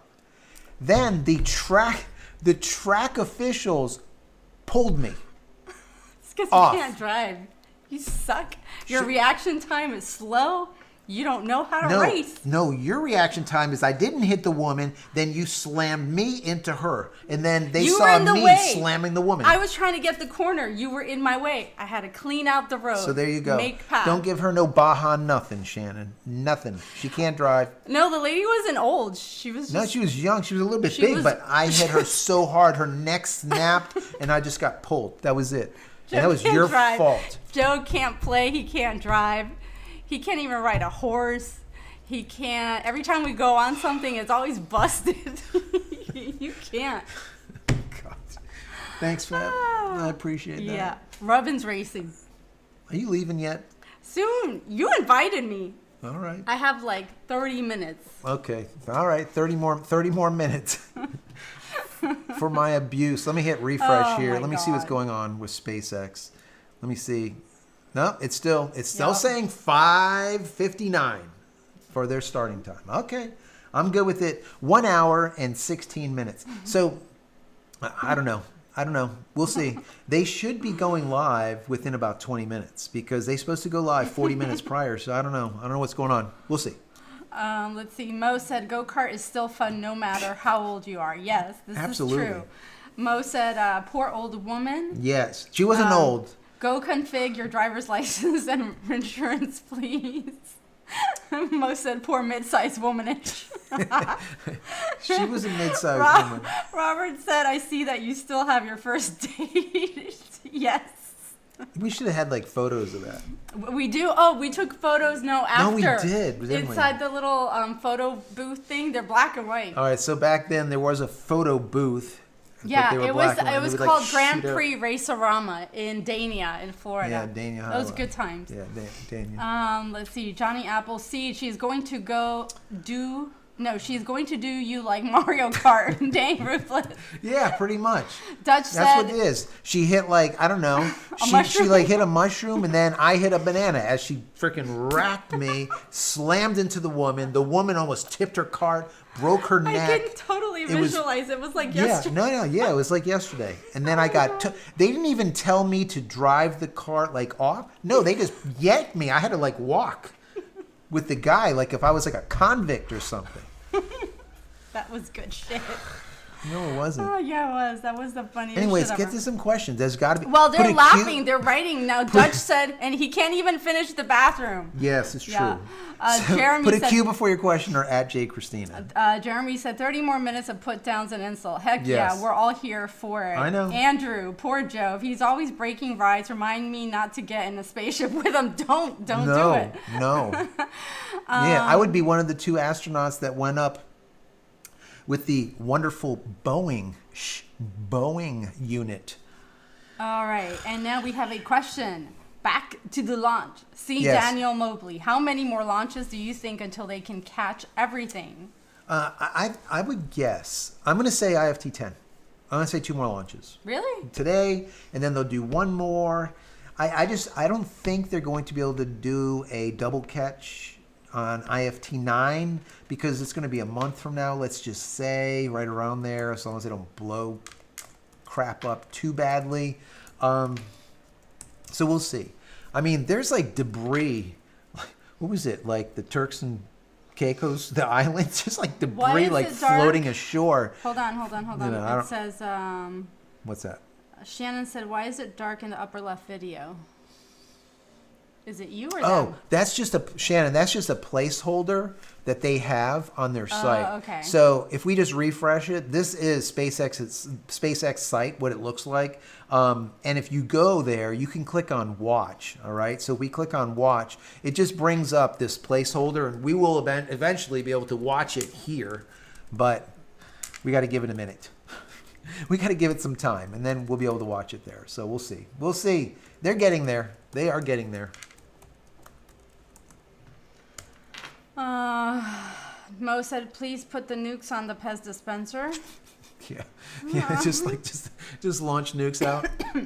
Dutch said, today is only mainly the test, the cooling system, if it holds with the heat. Yeah. I'm really interested in the active cooling. I mean, as if you think about it, it just simply makes sense. You have cryo fuel that's running through this thing, right? You have like everything is freezing cold, right? I think it can work. I really, really do. They talked about it, like I said, like last year sometime. They talked about it a while ago, but they never did it. So now that they're actually doing the actively cooling thing, also just by them tucking in these flaps, instead of these flaps being at 180 degrees like this, right? They're tucking in the flaps at about 120 to 140 degrees. So they're tucked in on the, let's say, dorsal side of the ship. So when the ship's coming in like this, these things are going to be, they're tucked in. Those flaps are going to be tucked in a little bit. So they're not getting that brunt of that plasma just pouring off it. And as we can see on a lot of the other IFT launches, we saw a lot of the skin melting off these flaps. Now they're putting a lot of the tiles wrapped around it, but still, if a tile pops off, it's just in a bad spot. So what they found is by moving them to about 120 to 130, 145 degrees in, okay, they can still control the craft, be able to account for the yaw and the spin and without a problem. But it's going to be out of the brunt of the heat. So we'll see what happens with that too. Dutch Linux said, if I tuck my flaps, I'll fall over. Dutch, don't tuck your flaps. Do not tuck your flaps. We don't want any falling. Oh my God, you guys. You crack me up. It's good stuff, good stuff. Rodney Sanders, pardon the sense of humor, but IFT-7 deployed all 10 of its satellites all at one time, all in pieces. Yeah, all over the Turks and Caicos Island. Yeah. Oh my God. Yeah. Johnny Appleseed, I'd get in a spaceship with him. I'll be the emotional support space monkey. You know what, guys? We received, Fabiola and myself, received the, like, literally within What are you talking minutes, within seconds, we received a video of that explosion over the Turks and Caicos because a friend of the show, a really close friend of the show, awesome guy, was there, or someone that was with him or that he knew was there on the islands and took the video. And I just didn't have time to break it. I would have broke it literally minutes after it happening, but there was just so many people that were breaking it. I said, you know what? There's no reason for me to do it too. But yeah, we received the videos that you see right away. It was an amazing sight, absolutely amazing. So, anyways, That's awesome. more questions. Let me. Yes. Hold on. Phil said tucking those flaps in could be the difference to a full capture of all the parts today. Yeah, yeah, no, it's true. I'm excited about the tuck flaps. I'm excited not only about the tuck flaps. You know, here's something. Let me just say this real quick. I heard in another show there was someone just bitching and belly aching and moaning about how the flaps are this and the fins are this and one does not produce and they're not flaps, they're air brakes and all this other stuff. And I just wanted to kind of give you a little bit of a breakdown because I wrote this down because I just said that I just have to tell you guys because some people just don't know. The fins are those four like little grid fins that actually kind of adjust the tilt and the pitch and the yaw and the roll of the Super Heavy when it's breaking through and it's kind of lining up, right? The flaps, you can see there's four of them on here, right? You got two at the top, two at the bottom, right? Those actually produce air braking. The fins, okay, don't. They produce about 5 to 15% of brake. Basically nothing. They're there to guide the ship. Whereas these flaps, they can actually brake, and they do brake. They're taking the ship from like, what is it, like 17,000 miles per hour to like 150 or something. They do produce about 70 to 80+% of braking. That's why their damn plasma is pouring off the damn things, okay? So they do break. So anyways, I heard this and I'm like, you know, these people, people get really like crazy about it. It's like, you know, sometimes you're right, sometimes you're wrong, but I just wanted to bring this to your attention because some people want to know what the difference between the fins and the flaps and what do they do and whatever. There you go. Anyways. Dave Opplinger. Hey, Dave. Hey, Dave. Super How you doing? Chat. Thank you very much. Super Chat. How are you? I'm glad you're here today with the Thank rest you of so us much, crazies. Dave. Really do appreciate that. Really appreciate it. Yes. Hi, Joe. Hi, Fab. Yes, I love it. Johnny Appleseed, I wonder if Elon will make a custom Starship for Trump with a Diet Coke dispenser. There you go. You That could would be do fun. it. That would be interesting. And then you could use an old school jingle, Catch the Wave Coke. I'm Yeah. just saying. Yeah, you could. Right? Or like Michael Jackson. Why do you got to blow could- people up? See? You want to blow my hair up? You want to blow. He used to do like some really good. Remember the There used to Pepsi? be Remember the great. Pepsi commercial? Like what we Yes. didn't Michael Jackson do like one of the best Pepsi commercials? And I think Was it was it like Pepsi or yeah, Coke? no. I think he was with Pepsi at the I don't time. know. Is that the and one I with the think hair he burn? did the Super Bowl, one big massive Super Bowl, and some other. I don't know. Anyways, I digress. Back to SpaceX Starlink and let's Starship. see. Again, if you have a question, please put three Q's before it or at JCristina so that we can see it. I can see it better. Don't forget to like, share, and subscribe. Absolutely. We'll take confessions, There whatever. you go. NSF is now doing their thing. An hour and 5 minutes. An hour and 5 minutes, and we still have a feed coming in from Lab Padre. Very cool stuff. Once again, guys, once we get close, all right, the feed is going to transform to something more like this. Okay, a banana. To a banana. It's going to transform into a banana. We might lose Elon. We'll get rid of Elon, but it's just going to be small, Fabiola, or just me at the time, and you'll be able to see everything. Now there's a rocket launching. Okay, so Fab's playing with buttons now. She's playing with buttons. An hour and 5 minutes, Hour guys. and 5 minutes. So It's anyway, gonna so it's going to take be off. more like that. So just so you know, you're not going to have to watch the launch in a little tiny window. Okay, so Look, I'm watching it for you. my goodness. Phil's camping. It says, I can't wait. Only one more hour. And then I have to be driving while this is happening. I know. Oh, you know what? I'm just going to put you in the car and listen to you. You're going to put me in the babble. car? Yeah. See, I'll put you in the she's going car. to listen to me babble. What she used to do is just listen to me so she can fall asleep. Oh, no, I do that live. I'll be like, Joe, just tell me what's going on. What's Joe, new? tell me some tech stuff. And then she's gone. There you go. Simple. Yeah. Like that. Just like that. Sorry. It's not my gig. Sorry, guys. Anyways, more questions. Put a Q before your question or at JCristina so we can find them and they'll pop up a lot quicker or easier for us to find. Oh yeah, Dave Alplinger said, I really want to see some good images video from the new moon landings. Yes, yes, yes. I'm probably going to cover the moon landing this week. All right. I wanted to get like some good footage and some stuff. I wanted to wait a little bit before I did it. You know, just to break it first is great and all, but I wanted to give you like more. This channel is always about the why, like I always say. So I like kind of dig in just slightly, not just the how. So I like to dig in. Another thing that I wanted to tell you guys is they have altered or changed the puck with Block 2. And I know people will be like, what the hell is the puck? So you have your Raptor engines, right, that are at the base. Well, the Raptor engines connect to a piece that's called the puck. And it's literally the size of the, let's say 30 foot, like this round, what is it, like 9 meters, whatever. The full circumference, the size of the entire ship. And then those rockets are attached to them, or those Raptor 3 engines are screwed onto it.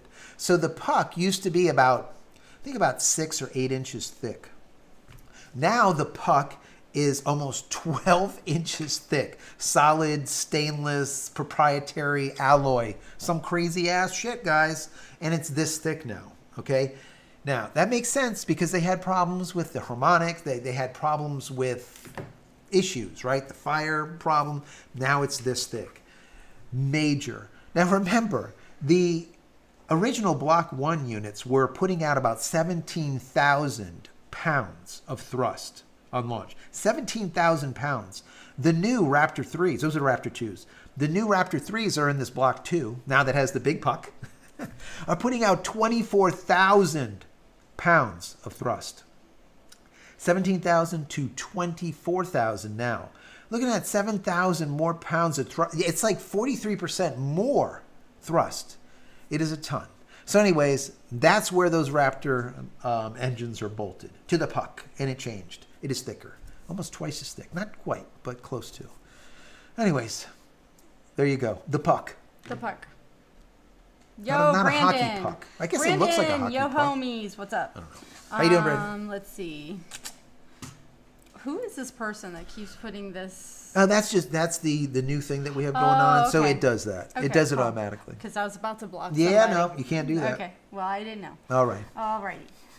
Dutch, if it tastes like a puck, then something is wrong with your food. Oh, wait, it is a different puck. It is a different puck. Johnny Appleseed, well, I'm going to venture outside to feed and water the quail. Oh, nice. Oh, Hopefully I'm nice. back in time and don't miss out on the rut. Thanks for the stream. If I'm not back in time, JC, and miss JC. Thank you so much for that. Really appreciate Andrew that. Lee said, puck it. Puck it. Oh, my God. What else? I think we're kind of caught up right now. How much time is it before it? We have an hour. 1 hour? Mm-hmm. All right. All right. 1 hour. 1 hour it is, guys. 1 hour. T minus 1 hour. Now remember, at T minus 40 minutes, right? So like in another 20 minutes, we should have SpaceX go live. And once they do go live, I'm going to be talking a lot less. We'll be talking a lot less. And we're going to be listening to what they're having to say and really, hopefully, getting an understanding of what's going on and is it happening? Is it not happening? How is the weather? What is going on? Because obviously we can see the dark photo here, which is just a placeholder. Daniel Mobley. Hey, I wanted to thank you for helping me get my outdoor mesh system set up. I have 3.5 acres with Wi-Fi, Wi-Fi. You know where my head is. Everywhere. Thank you, and Starlink. That is awesome. So glad to help. My mesh network video has done really, really well. A lot of people have found value in it, which is great. I appreciate it. Thank you so much. I like to know when people are using what I'm doing and actually getting some value out of it. So that's great. That's great. Fantastic. Yeah. Jim McHale, what's up? Howdy, guys. Juggling calls and have y'all up in the background. That Excellent. Awesome. How you doing, Jim? Sal Al, hi from Phoenix, Arizona. Let's have a successful booster catch and ship landing. Might happen. So we're caught up. That's good. And yeah. of course, Mo has to go say puck it and then tuck it. Puck it and then tuck it. What the hell, Mo? What is wrong with you? You repeat it. You don't even know what you're saying. The heck, Mo? I'm gonna launch this just because. Well, don't put it in my face, really. I'm gonna shake it. No, I'm not going to shake it. All right. Are we? Is it okay? Here's the prediction. Is it going to be? Don't leave. Is it going to be a little blast, or is it going to be like the big one? Sometimes this damn thing, I don't know. It will just like launch out like a foot torch. I don't know. We'll see. Ready? 1, 2, 3. Maybe. It's just a little one.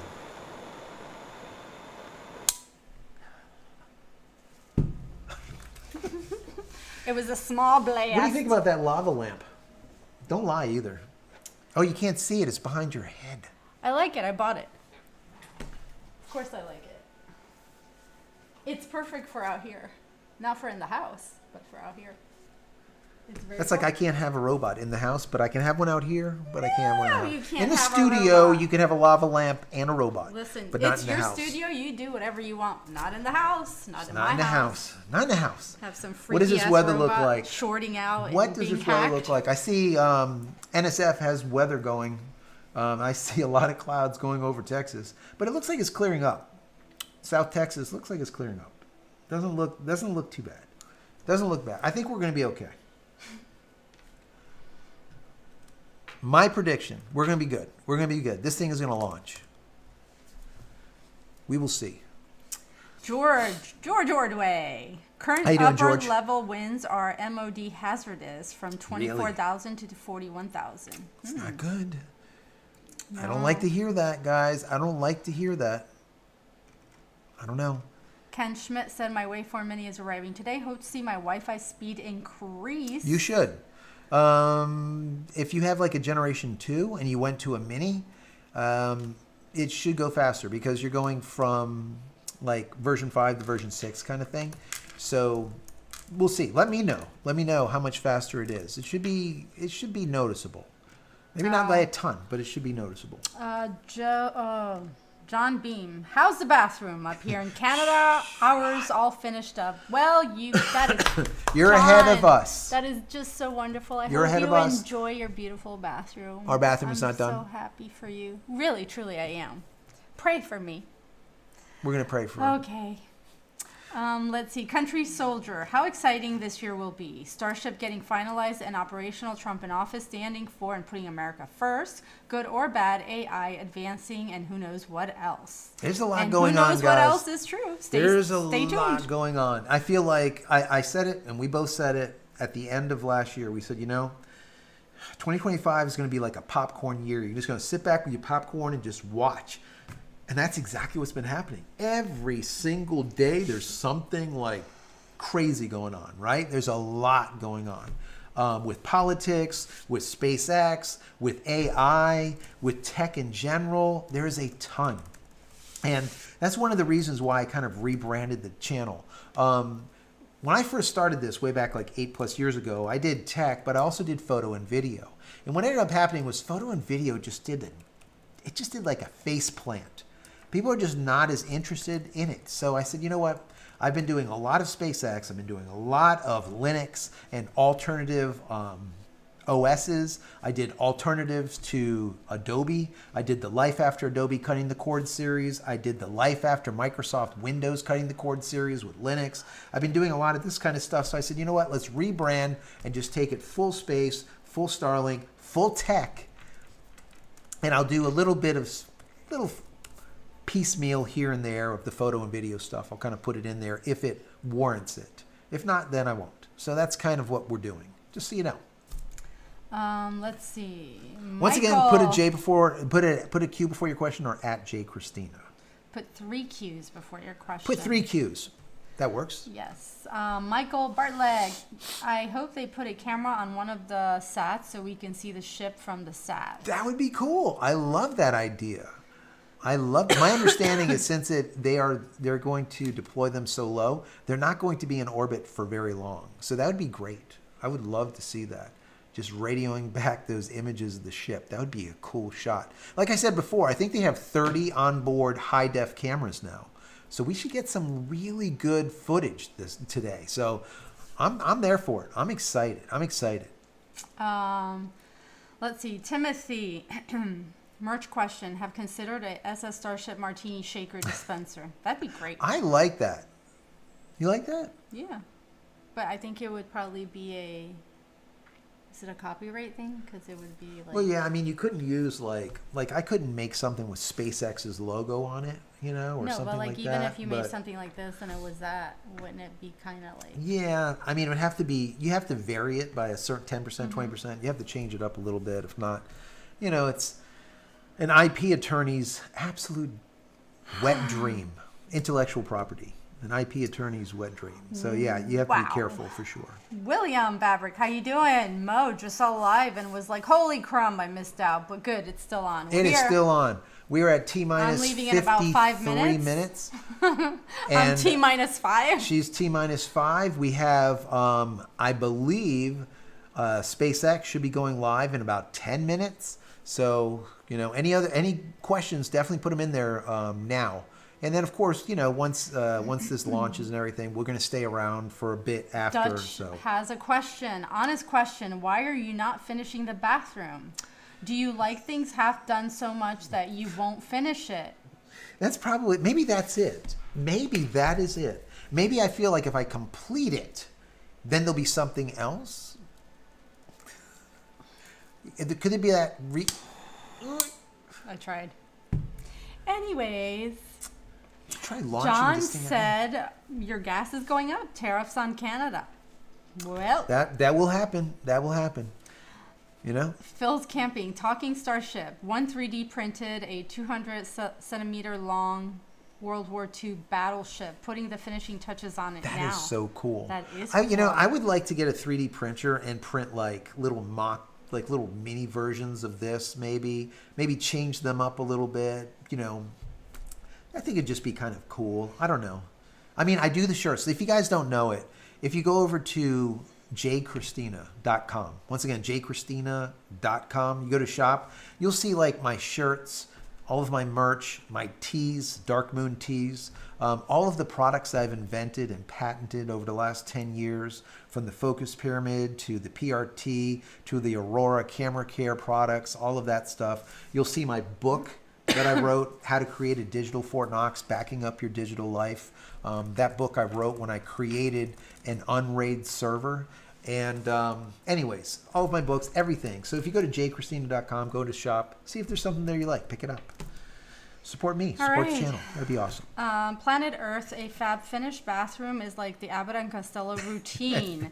Yes. A classic joke. That's right. Oh, David Pointner, have you guys ever thought of going down for a launch in person and do a live? I would like to see that. Yes, we talk about it all the time, but with our crazy schedules and my schedule, which I think sometimes is set in stone, it's never set in stone, it's constantly changing, so it's kind of hard. Yeah, and it's about a 21-hour drive from us. We could fly in, but to take 21 hours? Yeah, to get to South Texas. Oh, yeah. It's about 20. It's about that, maybe 20. But why would I drive? That's when what, I but could get no, on but a I'm plane? saying, but we could fly, but then we have to bring all It's the because gear and Joe's stuff. cheap. I'm cheap. It's like a little bit harder. But now, something that's really neat is that they are full-blown working now on the new Starbase right here, 3 hours from us. 2.5, whatever it is, right? What? Cape Canaveral. Yeah. It's like, Not like bad. almost 3 hours. Yeah, just under 3 hours. Cape Canaveral, which is the Space Coast right here, right? Where they used to launch the space shuttle, where we see a lot of Falcon 9s go out of at SpaceX. They're putting together another Starbase there. And at that point, we'll be able to go there all the time. So wait for it. This channel is going to have a lot of live footage from there once it is closer, and I'll be able to do it a lot easier, get a hotel, and be able to kind of hang out for a day. All right, you guys, T-minus 50 minutes. 50 minutes. 50 minutes, and I am I am out of here right now. So You got to go. thank you very much for letting me hang out with you guys. Have a great launch. Have a good night. Have fun. I appreciate it, Phil. I will listen from the car as I am driving, and yeah. Who am I going to launch this at? Peace. Yourself. Thank you. Thank you for that. You're welcome. Peace. All right. Bye, Mo.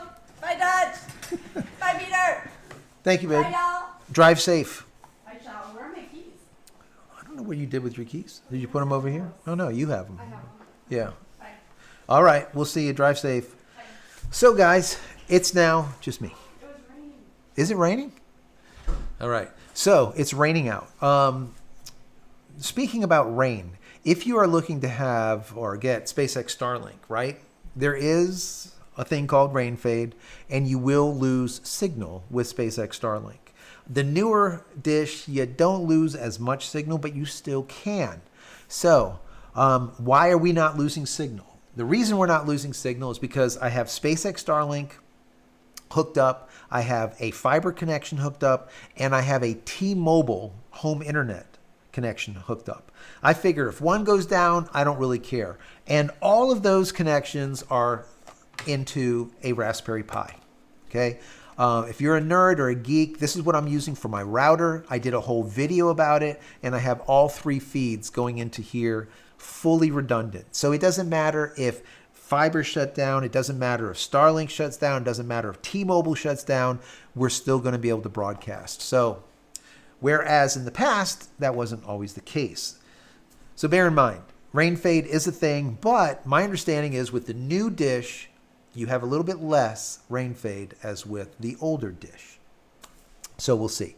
Let me refresh this. Let's make sure this still says, does it say 5? Yep, it still says 550. 550. So far we're still good. We're good. Once they take the floor, we're going to move over to the other scene. And at that point we should be, I'll kind of tone it down a little bit so we can hear what they're talking about. I won't talk over them very much, and I'll turn me down, turn them up, and vice versa, depending on what we're talking about. So once again, if you have any questions, put a Q before your question or at JCristina. Thanks everyone for being here. We're at T-minus, what are we at? 47 minutes about. And at T-minus 40 minutes, supposedly we're going to see SpaceX go live. I don't know. We'll see. We'll see what happens. Anyways, moving into some questions here. Everyone's saying bye to Fab, to the wife. I'm glad she stopped by. Be able to hang out with me, hang out with you guys. Let me just move this out of the way. Also, what we're going to probably do is refresh this, make sure that this is still live. Bear with me 1 second here, guys. We have multiple computers going on here. There we go. That one's live too. So that's good. So let's see. What kind of questions do we have here? William says he was talking to Mo. He says we wanted to do AutoCAD space, but it could cost prohibitive. Yeah. So AutoCAD to do 3-dimensional stuff, 3D CAD. There are some freebies out there, but some of them are good, some of them are not good. It is definitely a learning curve, no matter how you look at it, one way or another. You're gonna be putting the time in for sure. Let's see. Peter says, "Don't worry, Fabs. I have the kick." Yes. So when I go into a rant, if you guys are new here, you haven't been here before. Number one, if you've not been here before, subscribe to the channel.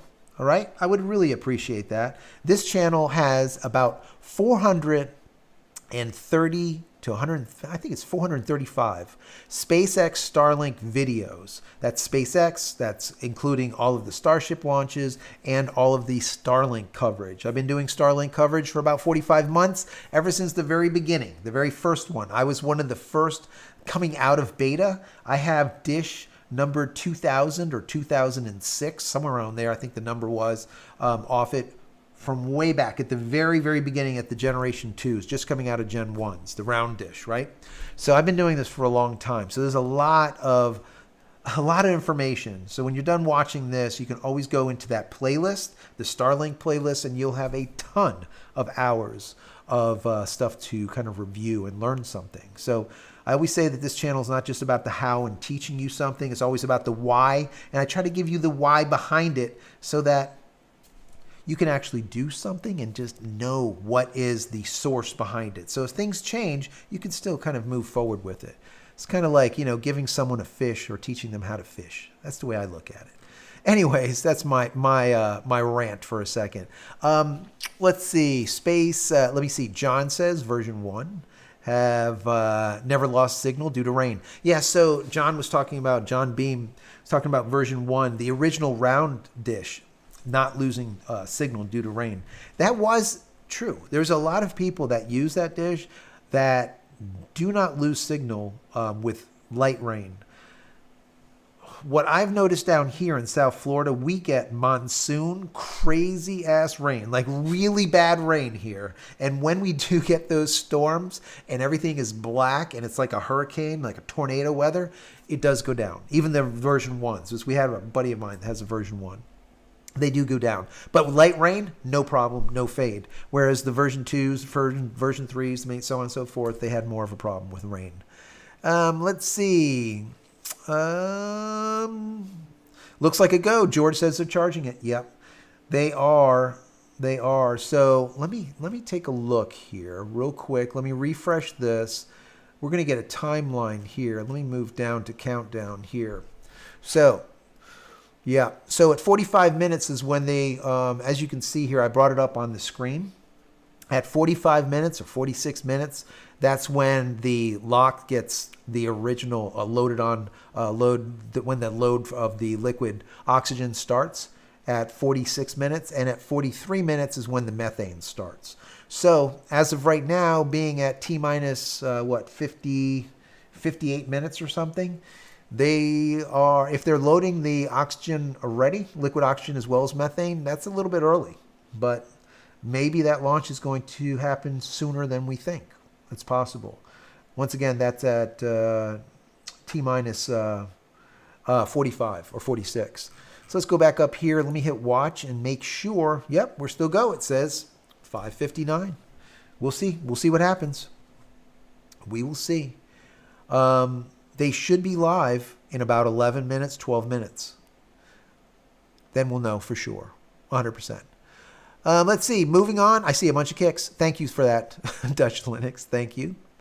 Yeah, there's 200. It says about 200, just over 200 people watching. There was one live that we did. I think it was like IFT 2 or 3. We had like 600 or 700 people on. It was crazy. It was crazy. So, you just never know how many people are going to show up. It's a lot of fun, no matter how you look at it. Lots of fun. Let's see. Question. Can you upgrade from Dish 2? Yes. That's from C. Daniels. Asked that question. You can upgrade from a version 2 to a version 3 or mini, whatever you want. You can do that. You just write into them, put in a ticket. You could buy it however you want to do it and then transfer it. So yes, you can do it. Should you do it? That's another question. It really depends on how your version 2 is working. Buddy of mine has a version 3. Another one has a mini. Right now on the roof, we have a Gen 2. It's working perfectly. So, it just depends on what you're doing, right? So should you upgrade or not? I personally think they're going to come out with a new, like a Gen 4, Gen 5, whatever, as they move into the next generation. When we see the version 3 satellites up there, I'm having a feeling, right? They're going to come out with a new advanced dish, and it's not going to be in this not so distant future, probably before the end of the year, but we'll see. We'll see what ends up happening. If you could hang in there, I would say hang in there for a little bit, But if you're looking for a mini, it's a great time to buy a mini, because now you can use the mini with your Jackery or with your Eco, whatever, any type of solar generator that you have. You can use it directly using a little barrel connector and just plug right into it. You don't have to use an inverter, like I said earlier, which is good. Let's see here. The Starship team is a go on prop load. Okay, so there you go. Targeting 5:45 Central, so that's 6:45 my time. Interesting. All right. So if they're targeting 6:45 Eastern Standard Time, and they're going live supposedly on here, that they're probably going to go about 5 minutes later live is what I'm going to guess. But we'll see. Maybe they won't. But we're getting close. We're getting close. That's good. Really, really good. Let's see. Yeah, Mo. Imagine 600 people. Yeah, there was like, I think if I look back, I think it was like 700 and some people or something that were live. It was like so hard to go through, and that's the problem. When Fab helps me with the chat, it's not too bad. But as we get more and more and more people live, the chat starts getting a little bit crazy, and then it's difficult to be able to kind of go through them. And at that point, I kind of just have to get what I get. So if you have asked a question, but I didn't get to it, re-ask it, put like 3 Qs before your question, or put @JCristina. @JCristina really works out well because it literally highlights it in orange and I can see it. All right. So put @JCristina before your question. Nice and easy. Let's see. Dutch Linux says, we're becoming a tight group here. Having fun with each other. Absolutely. Absolutely. A lot of the same folks are here, and there's a lot of new. There's about 240 of you guys here right now. And if you're new, subscribe. Once again, take a look at the 430 plus videos I've put together about SpaceX, SpaceX Starlink, and Starship. Take a look at them. There's a lot. There's a lot. So when you're done watching this, take a look at that playlist. Let's see. Big D,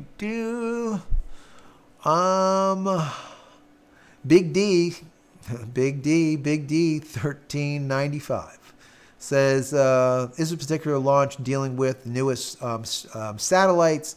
I'm sorry if I previously missed the answer. Yeah, so this launch will launch out satellites, dud or dummy satellites, but those satellites will, instead of having 10 like they did on IFT-7, this launch will have 4 dummy or dud satellites on board.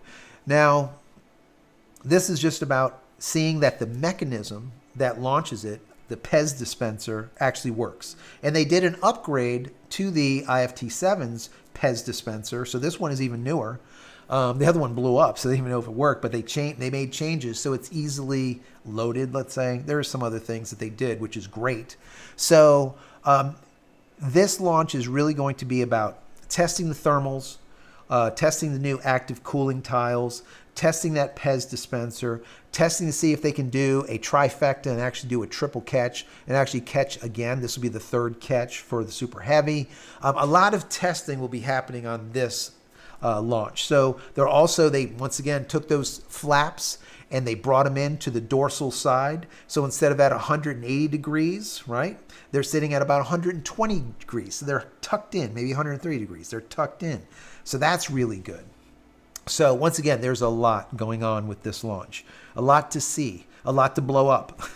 We'll see. Wow, there's another 50. Wow, look at that. Shannon just gifted 50 people free memberships. 50.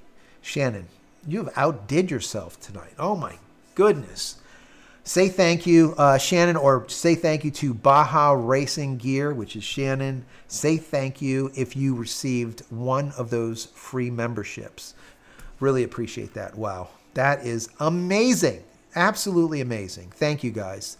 Thank you, thank you, thank you. Really appreciate that, Shannon. Let me see. Andrew says, crazy. Absolutely crazy. Yeah, William says, surprise, they are real satellites. Ha!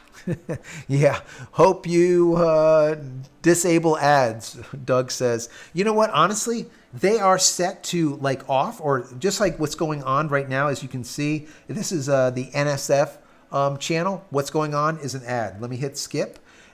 They feed them down there. Even if you put them on off or on, let's say, the lowest, they still come through, but we have them set to the absolute lowest frequency possible. Probably the same thing that NSF is doing, the same thing as Pad Padre is doing, all the rest of us. We just keep it to the lowest possible ads.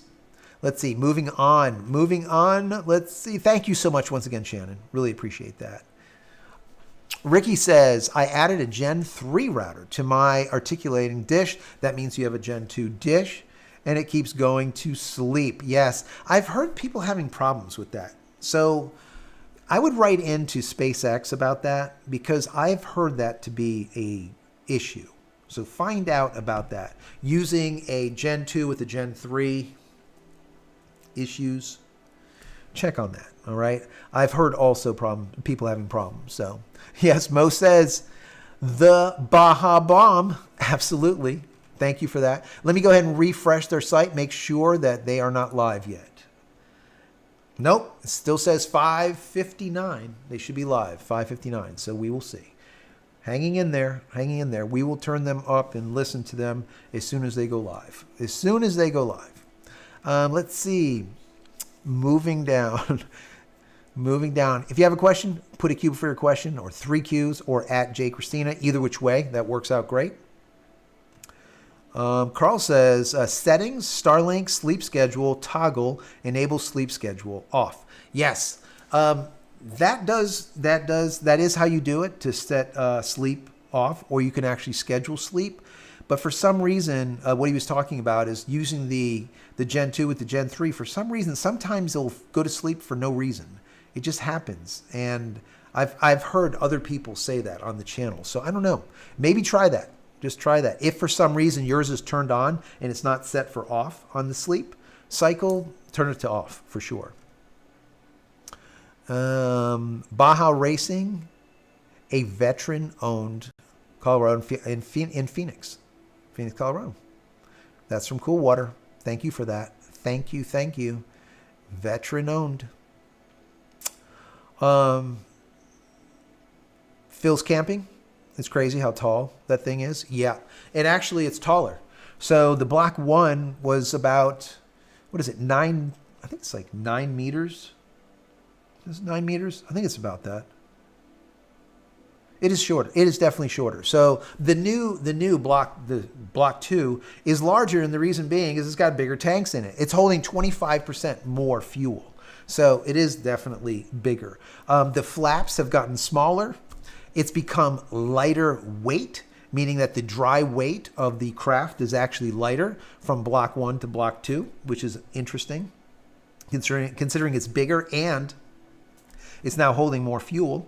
So the dry weight is lighter. So there's a lot of different things that is going on. That active cooling is going on, which is really cool. The new Pez dispenser, we're going to see that going on today. The catch, hopefully that actually works. We will see what ends up happening. We went from Raptor 2 engines to Raptor 3 engines. Instead of producing 17,000 pounds of boost of thrust, it's now 24,000 pounds. I mean, that's massive, right? You're looking at 7,000 pounds of thrust more. So there is a lot. There is definitely a lot going on. We'll see. Eric says, if they catch both stages, at both stages, do they see Starship 9 carrying on a payload? I think what will happen is they're going to catch Super Heavy today. They'll probably, I hate to say attempt. I don't think they will. I think they'll catch Super Heavy again with IFT 9, and they will attempt the Starship catch for IFT 10. If they catch it, and now they do the double catch, I do think that we'll see Starlink version 3 satellites on orbit sooner than later. My prediction was definitely this year, but let's say third quarter. But it could happen sooner. It really depends on how these test flights go. Does it blow up or does it not? That is like the big thing. We'll see. Excuse me, guys. My throat is going. What are we live now? We're live for 4 hours. Wow, 4 hours. Yeah, we put together that pre-roll, which was IFT 1 through IFT 7. If you guys didn't see it, go back to the beginning of this live and you'll be able to watch. It is pretty cool. A lot of people really liked it. I put it together showing IFT 1, IFT 2, 3, 4, 5, 6, 7, the progression until today. There's a lot of people don't know what's going on with this whole integrated test flight. What the heck is it, right? What is this Starship? What is the purpose of it? Obviously, a lot of people know that its purpose is for getting to Mars, right? That's like its main purpose, let's say. Well, it started out delivering, eventually, it's going to start out delivering SpaceX Starlink version 3s. That's going to be very big. And then, of course, we're going to have to move into having one of these tankers or one of these starships on orbit as a gas station. So one will be able to pull up to the other, fuel, and then peel off and maybe go to the moon. Maybe go to the moon, land, and then go to Mars. Or maybe peel off and then go straight to Mars. We don't know exactly how it's going to happen, but we know the path to Mars only happens, there's a window, like a month or two, every 2 years, and that's it. So they need to get it right? And I think that when this opens up, I think it's 2026.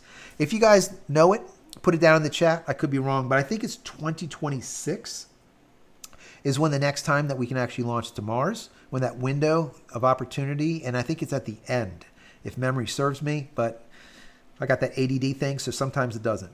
If you guys know, down below, let me know. Yes, Robert says every 26 months. Oh, here we go. Robert says 2026. Good. That I was right. So yes, so 2026 will be that next time that we can launch. So hopefully they can get all of this dialed in before that deadline of 2026, and we can actually see them launch a Starship, unmanned, obviously, to the Martian planet. Can you imagine that? In our lifetime, to see live footage from Mars. I mean, that'd just be crazy. I mean, even if it doesn't land and it just stays on orbit, that would be cool. Landing would be cool too, So maybe they make multiple launches, because you guys have to remember. Let me redo this page. Make sure that they're not live yet while I just babble. They are going to put that starbase here in South Florida, like 3 hours away from me. That starbase that's going to be here is for all of their commercial launches. All the stuff that we see, like going to Mars, that's all going to happen here in Florida, whereas all the prototyping, all the beta, all the testing is going to happen out of Texas. So really interesting. But this is going to be great, because like I said, I'm going to be able to visit there with you guys, take you along for the ride a lot. So, we'll see what ends up happening. All right. But I am all in for it. All in for it. This is just right up since Daytona Beach, right above, if you guys have watched the Daytona 500, just think about that just a little bit further, the Space Coast, right? Where they used to launch the space shuttle out of. Now they launch all of, or a lot of the Falcon 9s that come out of Florida. They come out of there, as well as obviously on the other coast. So SpaceX has a massive presence there, and also does Blue Origin. They're trying to get, I don't want to laugh, but they're trying to get Project Kuiper off the ground, literally out of there. But yeah, it has not happened. And so we don't want to dog on Jeff Bezos. Maybe later. But now, no. Once they go live, you guys tell me, let me know so I can switch over to them. But until then, we got a question here from Rick. Rick says, how many version 3 dummies will they try? So out of the Pez dispenser, so originally on IFT 7, they had 10 dummies. Well, on IFT, this one, IFT 8, they have 4. So, but they changed it up a little bit. Also, if you guys didn't know this, I didn't. I researched it. Each one of those dummy satellites are 21 feet by I think 12 feet. Let me verify that. I think it was 12 feet, 8 feet, 21 feet by 8 feet by 10 inches. That's how big the satellites are folded up. 21 feet by 8 feet by 10 inches. And even more amazing, when one of those satellites are opened up, all right, their wingspan is 118 feet by 24 feet. Isn't that crazy? Massive. 118 by 24 feet. That's crazy. So these duds that are being put up there are the same size, shape, and weight of a folded up version 3 Starlink satellite. At about 2,000 pounds, I think they are, or 2,000 kilos. So what is that? 4,400. Let's say 4,400 pounds. Let's give you an idea how just massive, So they'll be able to put on orbit not just 20 at a time, not 30 or 50. They should be able to do 60, 70, 100 of them, right? As this fairing or that top piece, this area right here, gets larger, and that Pez dispenser larger. So we'll see. We'll see what happens. I'm excited for this. I really am. This is really big, and I think that we should all be excited because we've seen the progression. Like I showed you in the beginning of this live. If you haven't seen it, go back, take a look. In my last video, I did it too. You can see the progression from IFT 1 all the way through IFT 7, how they've just made these massive leaps. Not just small iterations, but full just innovations, right? Not just iterative. So it's big. It's definitely big. My understanding is that weather is still good, which is good. Also, let me just go over here and see. We're seeing T-minus 39 minutes, so they should be live right now because they're supposed to go live at T-minus 40 minutes. That means this is pushed back a little bit, right? I feel like it's back. It says SpaceX is live. There you go. All right, let me go ahead and get in there and see. SpaceX is live. Yeah, we're going in there, but for some reason, it's not coming up yet. Let me refresh it again. Watch live. Let's see, guys. Are we in? We're not in. So we're not live yet. Well, let me know when you guys see it. We're going to keep the feed over there with NSF, and we'll also keep the feed over there with LabPod, just to see if they go live with it.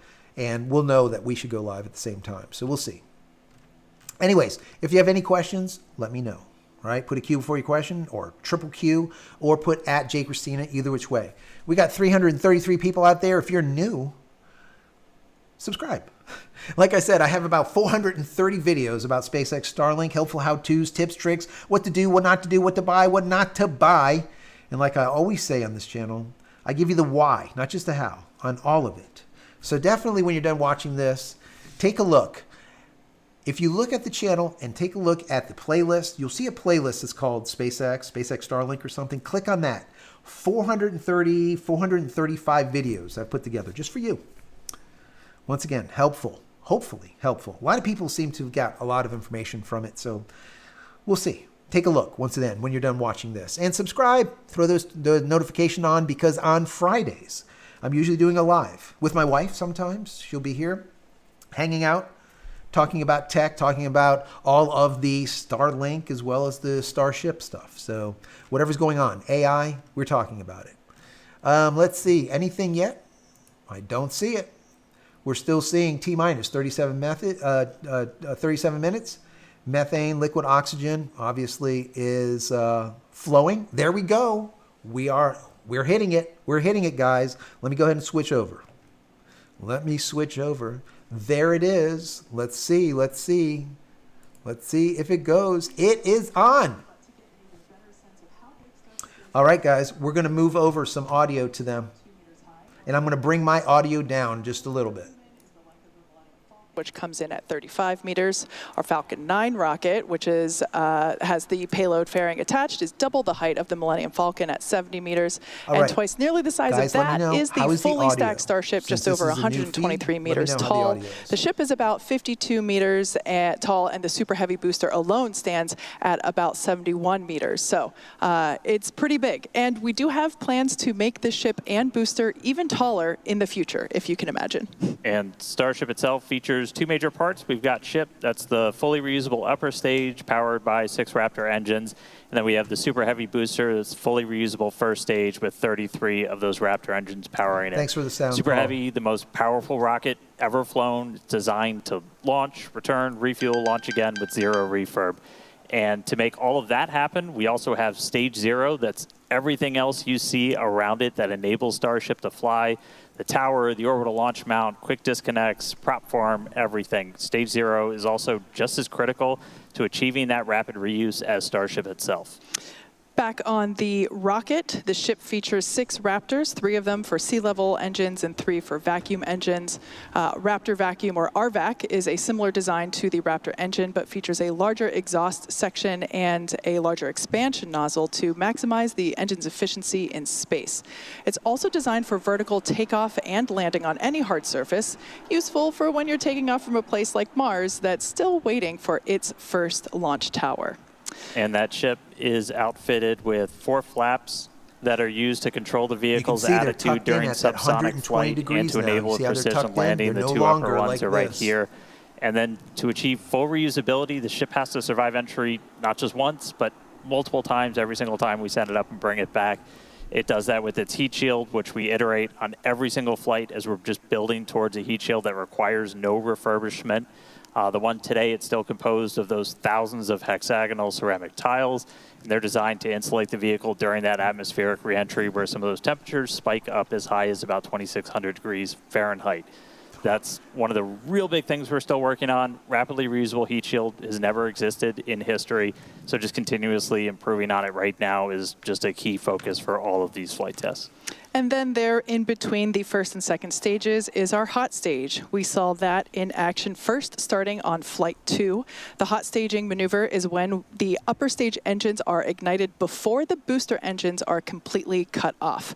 With hot staging, the rocket never stops accelerating during separation. So it's actually more efficient than traditional stage separation, even though it sounds kind of crazy. You actually see it there on your screen now. That is one of the upgrades that we made on Flight 2, thanks to lessons that we learned on Flight 1. Several of the improvements and upgrades made for today's flight will unlock our ability to fly longer missions, something that we'll want to start doing, as we start doing orbital flights around Earth, and of course, eventually to Mars. And ship definitely had a lot of lessons learned on Flight 7, but Super Heavy Booster put on one hell of a show for our second ever return to launch site and catch. Marked our first reflight of hardware, shout out Engine 314, and it brought us a lot closer to full reuse. For more on that, get ready, Internet. We're going to be joined now by our buddy Chris out in Hawthorne. How's it going, Chris? And thank you, Dan, and I couldn't agree more. Raptor 134 definitely started us down that path toward rapid reusability for the Raptor engines, and who knows, maybe we'll see it again. Stay tuned. Welcome everyone to Hawthorne, California. As you can hear, excitement is building as we count down to Starship's 8th flight test. Behind me, you can see one of our mission control rooms where engineers here in Hawthorne are assisting our flight control teams in Starbase, keeping an eye on various systems like Starship's avionics and, of course, those powerful Raptor engines that have quite a workout ahead of them today. Now, the Raptor engines you'll see and definitely hear today were manufactured right here in Hawthorne, California. And the engines on today's flight are all Raptor 2 engines, which is the same design we've been using for Starship's flight tests to date. And that includes all of the engines that have powered the 2 Super Heavy boosters back to Starbase for catch and recovery by Mechazilla.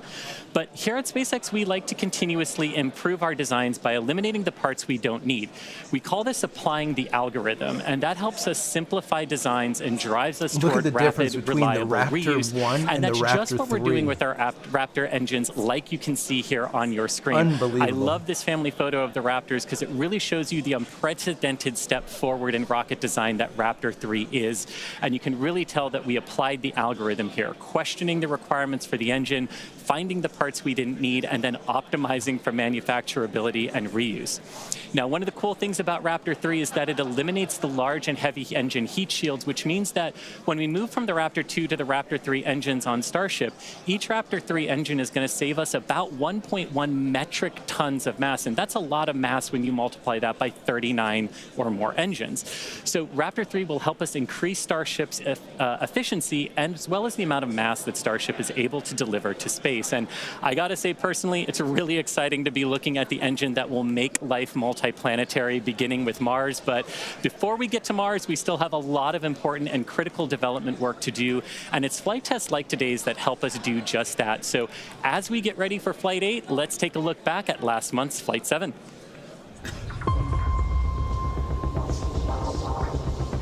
Flight 7, guys. Flight 7.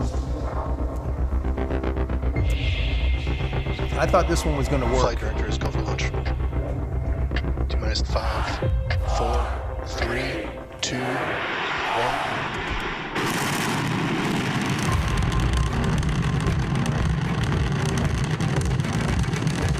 We have one.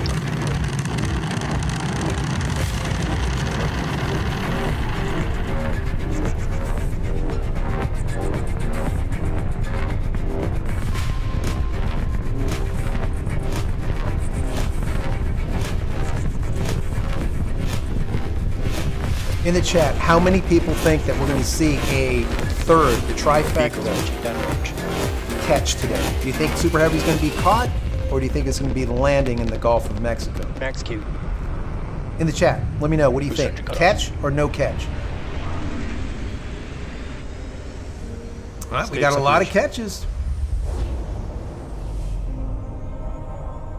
Who's pepper and startup? Ricky Joe's having tacos tonight. Nice. I'll take a slice of pizza, Lestat. I like a slice of pizza.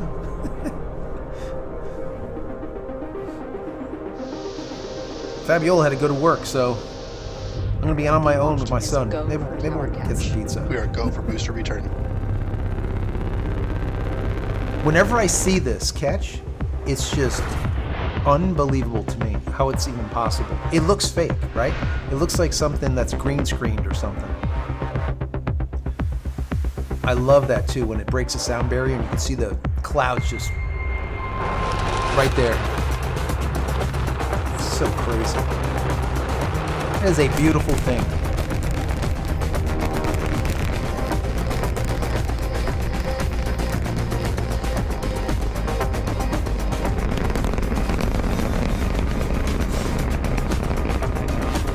Yeah, Sal, we can't catch both today. There's only one Mechazilla that is operational that they can actually catch, and you can see the other one is. It's getting there. It's getting there. It's not 100% yet. They're working on it. Has popped the booster.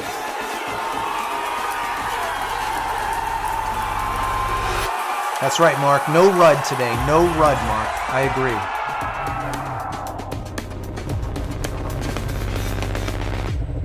It looks like we have lost ship. Oh man, seeing that recap, my hands got sweaty again in excitement watching that, and in anticipation, knowing that we're gonna hopefully get to experience booster catch again. I know seeing my first booster catch, I'll never forget. There's nothing like it. Yeah. Nothing on the planet. Now, using the data from Flight 7, we've made some key improvements under the hood for today. Flight 7 taught us a couple of important things that changed some of our pre-flight testing to help us investigate more. First, we saw a harmonic response several times stronger in flight than we saw in testing. And harmonic response, in this case, it's essentially vibrations that we're seeing go through the structure. Rocket engines, as you can imagine, create an incredible amount of noise and vibration, which then passes through every component of that rocket. And on Flight 7, we saw those vibrations happening at a very specific frequency, and they were placing some extra stress on that hardware in Starship's propulsion system. This is most likely what led to propellant leaks that we saw that eventually cascaded into fires and ultimately ended with loss of contact with the ship. As part of our investigation, our team at Starbase took this flight's ship through a 60-second static fire on the Starship test stand, which is 10 times longer than any previous static fire. During this test, we cycled through multiple throttle levels. In fact, you can see that on your screen now. We cycled through multiple throttle levels on the engines to recreate different conditions seen within the propulsion system during flight. And we tested some hardware changes on fuel feed lines to the Raptor vacuum engines. This gave us just the extra data that we needed to eventually implement new hardware that's installed in those fuel feed lines for the RVAC, the Raptor vacuum engines. Also tweaked a couple of other things like the temperature of the propellant as we're feeding it to the engines. Also the throttle level that we set for those engines during ascent. Having the ability to do a 60-second static fire, just one of the ways we're trying to expand our test capabilities here at Starbase. You want to test like you fly as much as possible. Elon needs that to just helps us to iterate even faster. Yeah, exactly. The fuel feed lines to the Raptor vacuum engines, which are unique to this upgraded version of ship, look like large straws running through the oxygen tank. Sorry, guys, I just had to do it. Today's vehicle has one of the hardware configurations we tested in that extended static fire because it showed it was able to minimize the harmonic response and lower its amplitude or strength. We also took another look at where those fires broke out, specifically in what we call the attic. That's an unpressurized space between just the bottom of the ship's liquid oxygen tank and the top of those engine heat shields. Fires in that space resulted in a loss of vehicle back on Flight 2 and also on Flight 7. So we took some steps to make it more resilient to leaks in the future. To do that, we added a pretty hefty purge system. It's going to use gaseous nitrogen. It's pretty similar to the CO2, the carbon dioxide system we use on booster. It essentially just floods the zone with an inert gas to prevent a fire from ever starting. And then in addition to this, we increased the attic's natural fire defense just by adding some additional vent holes. That helps to keep the attic pressure as close to just vacuum as humanly possible as Starship flies into space. And for the next generation of ship, we're running the algorithm. We're going to try and do the next best possible thing and delete some of the unnecessary space. So that ship will be using Raptor 3 engines, which will let us reduce the attic volume and eliminate the majority of joints that can leak into the space. In the end, what you're seeing take place with these changes is the core of our test program. We fly hardware all together in a real-world environment. We learn from the data, we make upgrades, and then we fly again. Ultimately, we fly to learn, and we're learning a lot. That's right. Now, for today's flight test, we're going to be attempting to do everything we didn't get to do on Flight 7. We're still looking to get our first re-entry with this upgraded version of ship. Also intentionally trying to stress it to gather real-world data on just where the vehicle's boundaries are. So don't be surprised if it's not a smooth flight down to a landing for ship today. As always, it's going to start with liftoff. The 33 Raptor engines on super heavy igniting, lifting both it and Starship into its ascent, and it's going to power us all the way until hot staging. Yeah, those engines on the ship will ignite while the ship is still attached to the booster. This will create that stage separation that we see there. Second stage will continue to go on its way. The booster will make a flip and come back here to the launch tower just behind Dan and I for hopefully what we will see the third ever booster catch. Meanwhile, ship continues its ascent, gets into its suborbital place in space. We're going to have a test satellite deploy, pew-pew, Starlink's firing out. And then we're also going to do a Raptor relighting one of those sea-level engines before we get to ship re-entry. Troubleshoot by the state machine. And the ship will continue through, make its entry phase that lasts for a few minutes. That sounds like a hold. Did you guys hear that too?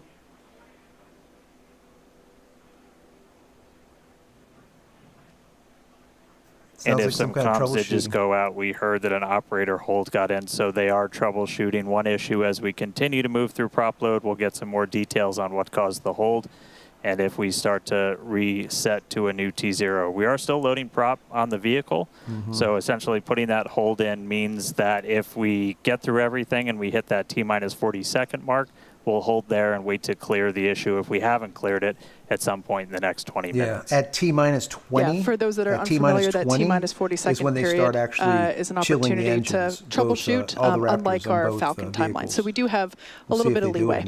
Continuing on with today's plan, that ship will be making a soft splashdown in the Indian Ocean, as we have seen before. We are launching at 5:45 p.m.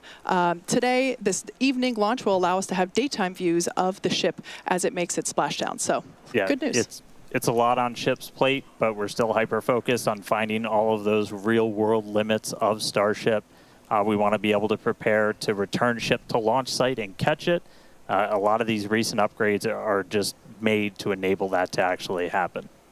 Flight 7 premiered a huge block of upgrades to the upper stage to add more capability to Starship. And with Flight 8 today, we're hoping to get through a full flight. Starting us off, the forward flaps got a redesign. They shrunk in size and shifted toward the top of the vehicle and away from the heat shield. And that will significantly reduce their exposure to re-entry heating.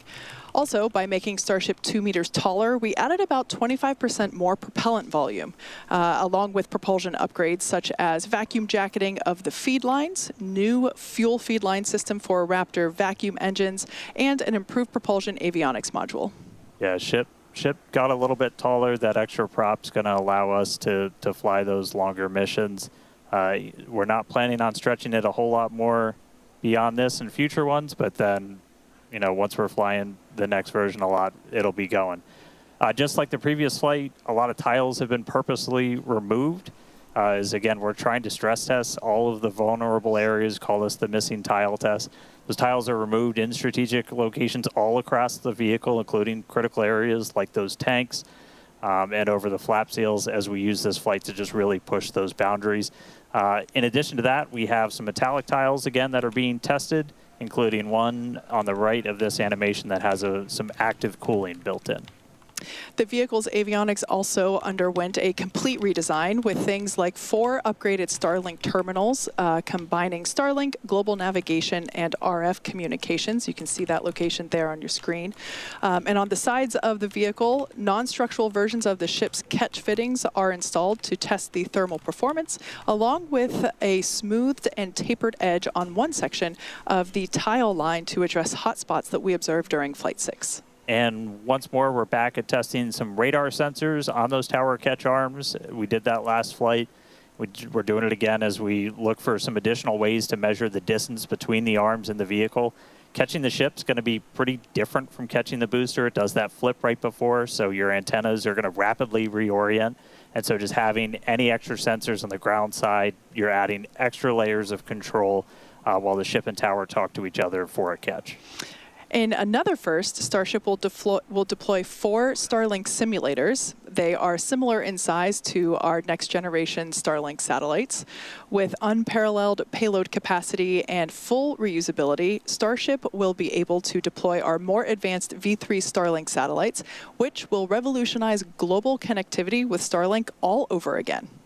Each one of those Starlink V3 launches on a Starship is going to add about 60 terabits of capacity to the Starlink network. To give you some context, that's about 20 times the capacity of what we're adding with every V2 mini launch on a Falcon 9 right now. That's going to help us expand Starlink's network, expand its impact in the coming years as we expand that access to high-speed internet all around the world. All of our knowledge was 10 times. And he's saying 20 the Starlink times. Simulators that we're deploying today, they're going to be on the same suborbital trajectory as Starship. We expect them to demise as they enter in the atmosphere. And then Starship's trajectory itself looks very similar to our last several flights, splashdowns targeted in the Indian Ocean.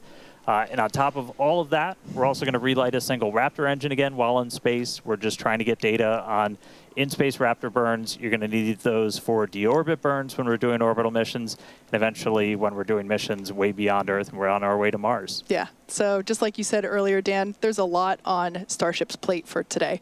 But one of the hallmarks of these Starship flights are the incredible views that we get throughout the flight, courtesy of Starlink. Every day, we're working to expand the Starlink network both on Earth and in space. For how all this connects us to the big mission, let's head back to Chris. Thanks, Kate. And as fans of Starship may know that Starlink enables us to bring you a lot of those unprecedented views, both from space and on Earth. Personally, I love all those epic views of the plasma wrapping around Starship during re-entry. So thank you to our Starlink teams who enable all of those amazing views and the information we get. Now, in addition to the dozens of cameras on Starship itself, as you see on your screen here, we also have mobile Starlink camera kits deployed in the middle of the Indian Ocean, as you're seeing from a previous flight. Starlink also allows us to connect our aerial cinematography units on the ground at Starbase and at other strategic camera spots around Texas and the world. And that's all part of how it comes together to help us tell the incredible story of Starship both on and off the planet. So thanks to Starlink, Starship is now capable of streaming more than 120 megabits per second of real-time high-definition video and telemetry through every phase of flight. This not only provides those incredible views of re-entry for all of us, but also the invaluable engineering data to help our engineers rapidly iterate across all systems of Starship. And all of that streaming data today will be put to good use with the more than 30 cameras that are on the vehicle for today's flight. Now, Starlink is the world's largest satellite constellation operating in low Earth orbit to deliver high-speed, low-latency broadband internet. This provides internet access to people around the world, many of whom have never had connectivity before. As of today, Starlink is serving more than 125 countries, territories, and other markets, and has more than 5 million active customers and counting. But to meet the growing global demand for high-speed internet, SpaceX recently expanded its factory at Bastrop, Texas, and introduced Starlink Mini as well as an upgraded version of the Starlink standard kit. Here's our first ever look inside our brand new Bastrop facility. There's like an interesting stat where like the odds of being struck by lightning in your lifetime are like about 1 in 15,000. And we make 15,000 dishes a day. If the odds of a defect happening are the same odds as being struck by lightning in your lifetime, it's almost guaranteed to happen one time in this factory a day. So you have to have like a very intense focus on quality.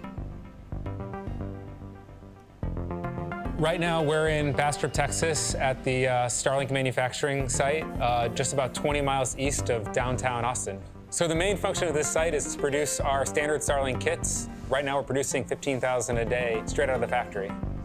Raw plastic pellets come in, raw aluminum comes in, and we make those into the Starlink kits and then ship them right out to customers' homes. When you manufacture the product that you design in-house, you're forced to live with the mistakes. What that means is that you're very motivated to quickly innovate and iterate such that you can rapidly improve the process. Our previous generation of the production line was maxed out in terms of capability, and the demand for Starlink has kept growing. So when we sat down to go design this factory and this version of our production line, we were really forcing ourselves to innovate.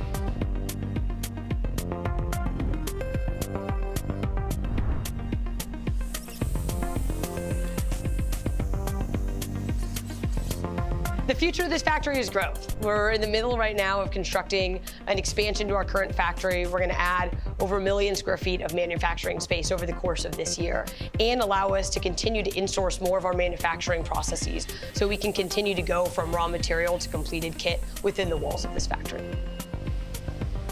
I can't understate the hard work of all the employees at this factory who've made this a reality. Less than 2 years ago, this was an empty building with no employees. And over the last 20 months, we've built a factory from scratch. We've gone from producing 0 kits to over 70,000 a week. And we've gone from 0 employees to over 1,000. 70,000 kits a week. And it is incredible to see all of the tech in that facility that will help millions of people around the world the way they want to use it and the way that they need to use that technology. Definitely a lot of good things to come from our Bastrop facility. And while we're talking about the infrastructure that enables us to do all of these amazing things, you've probably seen some changes recently around Starbase. Coming online this year is the second tower at Starbase, and this tower has redesigned chopsticks and is built to accommodate the next generation of Starship and Super Heavy. It will have a redesigned launch mount and flame diverter system built to be rapidly reusable and hardy enough to withstand hundreds of launches at a time. Now, over at the production site down the road, we're also building a new integration and refurbishment facility called Gigabay. And Gigabay, as the name implies, will allow us to process more Starships at the same time over our current Megabays. But Gigabay isn't just for Texas. If that weren't exciting enough, we're also further expanding Starship operations into Florida, bringing production and launch capabilities to the Space Coast. As Starship flight testing, development, and launch cadence continues to pick up pace at Starbase in Texas, over in Florida, we're building a Gigabay as well. Gigabay will stand 380 feet tall and will provide about 46.5 million cubic feet of interior processing space and about 815,000 square feet of workspace. Now, as environmental impact statements continue for potential Starship launches and flights from both Launch Complex 39A at Kennedy Space Center and Launch Complex 37 at Cape Canaveral Space Force Station, we plan to complete the Starship launch pad at Pad 39A this year. And pending the completion of environmental reviews, SpaceX intends to conduct the first Starship launch from Florida from Launch Pad 39A later this year. Now, we're also interested in enabling Starship launches from Slick 37. And as part of this process, SpaceX has been given a limited right of entry for Pad 37 to conduct further due diligence at the site in order to move forward with the environmental impact study that's being led by the Department of the Air Force. Ultimately, we will have production, integration, refurbishment, and launch facilities in both Florida and Texas, driving the needed flight rate for Starship to help make humanity a multiplanetary civilization. And Kate, I could talk about this stuff for literally hours on end, but we've got a Starship to launch today. So how are things looking 11 minutes before launch here? They did not advance it. Are they going to pull it at T-minus 40? Yeah, it's pretty cool that we're getting close to go time. Quick update on range and weather. For the range, the area around the pad has been well cleared. This includes the land, air, and sea space. So all is clear on the range front. That also applies to over in the Indian Ocean. The sea and airspace has been cleared as well for ships re-entry. Once again, we are making a soft splashdown in the Indian Ocean. So just the buoy cams are out there, and we'll get some great videos once again. Weather, we have a 35% chance of violating the weather the weather constraints for launch today. So it's not perfect, but it's not bad. Visibility also not so awesome. We can see the tower here. We're 2 miles away from the launch pad, but visibility around the greater area might be a little challenging. Yeah, in terms of the vehicle itself, so right now you can see we're almost done loading prop on ship, almost done on booster. If you tuned in and heard earlier, we did hear talk about a flight controller hold going in. So just a reminder, all that means is we wouldn't be able to pass that T-minus 40-second mark. They're literally talking about it right now on the loops that they think they've got the problem figured out. It was an issue on the booster where we think we will be clear by about the T-minus 2-minute mark, and we will be able to move right through that T-minus 40, hopefully. So, prop load continuing. We're not holding or anything yet, and we're expecting that issue to clear before we get to that T-minus 40 mark. This morning, though, we did all of the usual checkouts, aligned the navigation systems, did all of our booster and ship tank purges, got them ready for prop load, chilled down the pad, which you can see all the cryo right now. Chilling. Things are pretty chilly out there. Prop load's been going. We just did a flap check out. We also do a wiggle check out on the chopstick arms as well. We are going to continue loading prop for about another 6 minutes. We're going to close ship at about 3 minutes, 20 seconds before launch. Booster just about 30 seconds later. So we've had at least one issue that we're still working in the background, expecting that to clear before we hit that kind of that hold gate at T-minus 40 seconds. And looking good. Yeah. So bottom line, things are looking good for liftoff here in just under 9 minutes. We're now at, looks like 8 minutes and 49 seconds. So everything's looking green so far. Yeah. Before we get any closer to liftoff, I need to shamelessly plug Starbase. I'm one of just a couple thousand people who work here. Soon to be the newest city in Texas at Starbase, and we're the largest employer in the area. We're always hiring, so visit spacex.com/careers, see all the openings. It's where the future is being built, and it's a future we can all be pretty excited about. So yeah, come work here. Anyway, back to our regularly scheduled program. Let's launch a rocket. All right, so we're coming up to 8 minutes until liftoff. As we mentioned before, flight controllers are already on console. They're located in our Ad Astra Launch Control Center, about 6 miles away from the pad. But they will soon be moving here with us to Star Factory. So a lot of excitement around that, certainly growing. Yeah, and again, general status check. We're continuing to progress. We're under 8 minutes away. We're tracking an issue with booster. We're expecting that to clear. Still looking good for launch. Speaking of booster, let's talk about catching one. Absolutely. The tower's 2 giant robotic arms that lift and stack Starship on a Super Heavy for final integration ahead of flight. We also use those to catch. It means we don't have any landing legs on the booster. Makes the booster lighter. Means we can throw more payload into So space. they did get rid of the legs. Following That's what we're liftoff, talking about. and We didn't know after if the it 2 was stages separate fact, in but flight, it is Super fact. Heavy will return to the launch site, the same exact launch site that it lifted off from, reignite its engines to slow the vehicle down. Here we see playback from a previous booster catch. I believe that was our first booster catch. The vehicle will slow down, tower arms will come out and catch the booster. And just like the last few times, literally thousands of different vehicle pad criteria have to be met before we bring a booster back and try to catch it. We need healthy systems on Super Heavy, on the launch tower, and we need that final manual command from the mission's flight director for the day. If that command isn't sent before we finish the boost back burn, or if any of those automated health checks kick us out, the booster defaults to a trajectory, takes it to a landing burn and a soft splashdown in the Gulf. Yeah, we have said it multiple times before, but it still holds true today. We accept no compromises when it comes to ensuring the safety of the public and our team, and the return will only take place if the conditions are right, and there are many of them. So there's a chance that we may not get to catch the booster today. Yeah, and one aspect of the return and the catch of that booster is the audible sonic boom in the area around the return location. That happens as the booster's slowing down from supersonic speeds. It's similar to sonic booms that were heard during the return and landing of NASA's space shuttle for anyone that was in Florida for those. Sonic booms like these are unique to vehicles returning from space and are one of the hallmarks of reusable systems like our Falcon 9 and Falcon Heavy vehicles.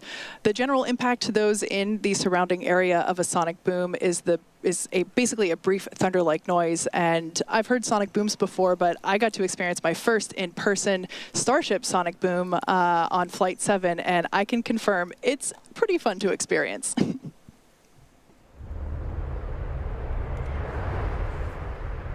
This is pretty awesome.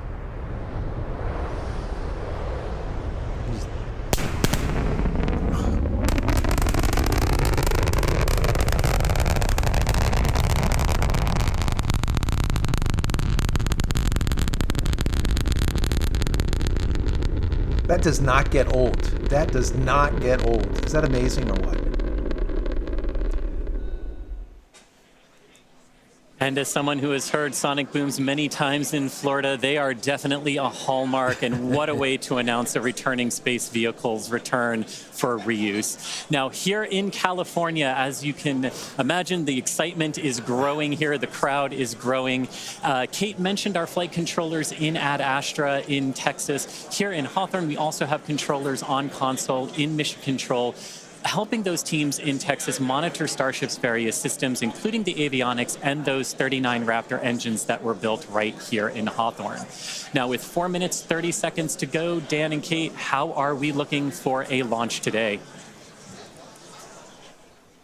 So we are still looking good. We're just about fully topped out on propellant. On both vehicles. The closeout's going to be coming up in about a minute on ship, and then about 30 seconds later on the booster. We are still hearing chatter in the background about the booster issue that we're tracking. We may still be able to pass the hold, but if we need to hold at T-minus 40 seconds, we have several minutes that we can hang out there and work to just kind of troubleshoot those final issues before we get the go. Once we're fully loaded on prop, which is coming up soon, we've got just shy of 11 million pounds of liquid oxygen, liquid methane on both of those stages. And then once we're done, we're going to see that we're going to hear the ground lines do what's called pushback. So all of that propellant gets pushed out of those lines back to the tanks, clearing the pad for launch.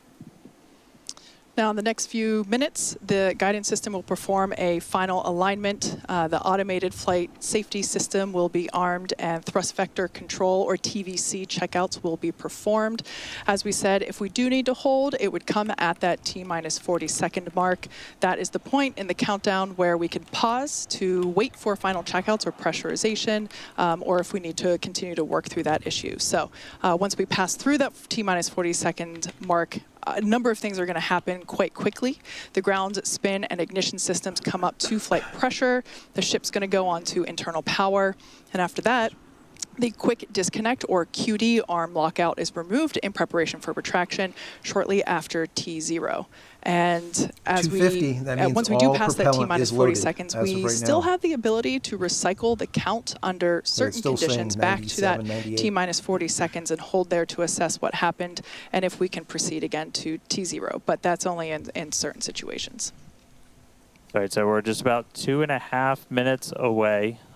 We do have a couple of things, like if we hit T-minus 10 seconds and you see water start flowing out of the deflector, that is a reason for us to scrub for the day. Is that's once it's turned on, it doesn't turn off, and then we'll have to refill the tanks on both the water farm and the prop farm. Our team's gotten really, really good at refilling stuff really quick, so we can reposition for about a 24-hour recycle.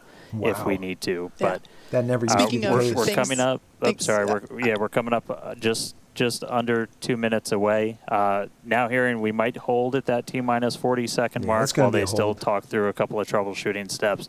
But again, if we hold there, we can hold there for several minutes, even with all prop fully loaded on the vehicle, before we can release the hold and decide to move forward. I wonder what the issue is. T 1 minute, 30 seconds. That means all prop is loaded. I think they're just going to, I have a feeling they're going to run this clock to 40 away, and then they're going to stop it. Keep your eye on the clock. Look for T-minus 40. We may hold there. It's not a rocket launch unless you're talking nonstop in the background until right before you lift off. Once again, if we hold at T-minus 40 seconds, we have an opportunity to hold there for several minutes. This is unique to Starship. We don't have this ability on Falcon. As we're about 15 seconds away, we did just hear we are going to hold at T-minus 40. So look for the clock to pause. Come on, guys. When we hit T-minus 40 as they finish troubleshooting. And then we'll let you know as soon as we start hearing more. And if that clock's when that clock's gonna start rolling. So holding at T-minus 40. There you go. The team's talking in the background, still troubleshooting. 1.3 million viewers watching. We can hang out here for a couple of minutes. Viewers. That's amazing. Absolutely amazing. That is a lot of people. So guys, I mean, I'm excited. I knew this was going to stop at 40. All right, and it sounds like we cleared the issue on the booster. We're now holding for a late breaking issue with ship, so they're talking through that right now.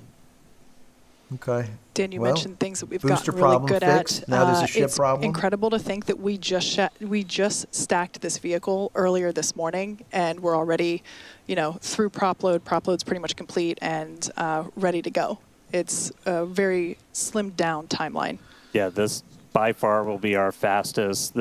We stacked the thing for the first time ever with these vehicles less than 24 hours ago.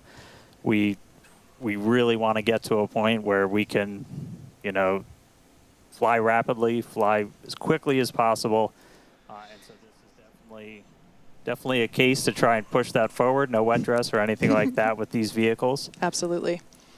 And it's all good until they let the water loose. Once the water goes, landing, it's game over. You were talking they about launch or they don't launch, because then it takes, like you were saying, 24 hours to be able to load those tanks over again. Starship flight, so, if we're able to catch it and bring it back online. So for those of you that have just recently joined us, we have paused at T-minus 40 seconds just to assess and work through a problem that popped up in the countdown, and we are holding here as the teams troubleshoot it. We believe that we have put in a solution and we will be able to proceed, but we have some chatter on some nets indicating that we're just holding here for a few more seconds. This one is going to be a big one, like I said before, guys. There's so many things that have changed in this launch in comparison to the previous launch. There's a lot of upgrades, a lot of changes. And when you make these type of changes, you're going to end up finding problems. And that's what happened in the last one with the harmonic issue. So they fixed the harmonic issue, so now we'll see what ends up happening now. But this T-minus 40-second hold is pretty cool because basically everything that would have been a scrub is actually just an opportunity to hold here and work through it. Or I should say many things, not everything. Like I said, we're working through an issue now, but we can also pause here for final checkouts or completion of pressurization to get up to flight levels, that kind of thing. So it's a nice feature to allow the team to wait for final checkouts or assess final prop levels or engine health and that kind of stuff. Come on, people. Let's do it. Let's do it. I think this is going to go. I think it's going to go. I got the weather here on the other screen. It looks okay. Now it's just the internal stuff. Super Heavy is fine. Now they have something with the ship. We'll see what ends up happening with that. Hopefully it's nothing serious. I mean, they don't want to blow it up if they don't have to. There's always a fine line because we know SpaceX likes blowing stuff up. And that's how they learn, right? That's how they iterate, and finally innovate. But they're all about iteration and blowing it up to figure out what's wrong with it. So I wouldn't doubt it if they just let it go. And even if they know beforehand that they're not going to be able to launch and do the third catch, the trifecta on the Super Heavy, for example, I think they'll just land it in the Gulf of Mexico and call it a day. But we'll see. We'll see. There's a lot going on. Like I said, when we talked pre-show with this, I mean, there was a lot going on. And we look at all of the past, IFT1 all the way through IFT7. If you guys didn't watch that, at the very beginning of this feed, you can actually see it. There's a lot that went on, a lot of iterations from burn throughs to complete just RUDs. So, we'll see. They definitely have the extra time. I'm glad they didn't get it down to T-minus 10 seconds. And then once the deluge system goes off, the water is pouring out, that's basically end of story. If you cannot launch after the water starts, it's game over. Because now to refill all of the tanks... All right, if you're just tuning in, we are still holding at this T-minus 40-second game. Hours. We cleared an issue on the booster that we were working up until the hold, still working one on ship. And team still continuing to discuss in the background. We can still hold here for several more minutes. If we're not able to resolve the issue or find a workaround, then we would have to essentially scrub and stand down for the day. If that does happen, we can go as early as tomorrow, but that clearly depends on what work we might need to do to fix any issues.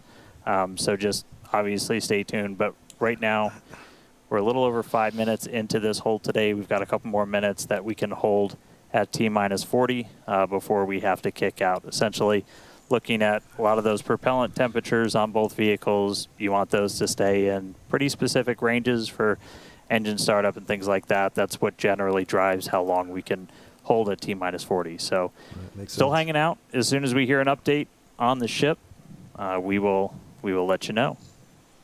Yep, got a couple of guys out there with screwdrivers right now, just tightening up some screws here and there.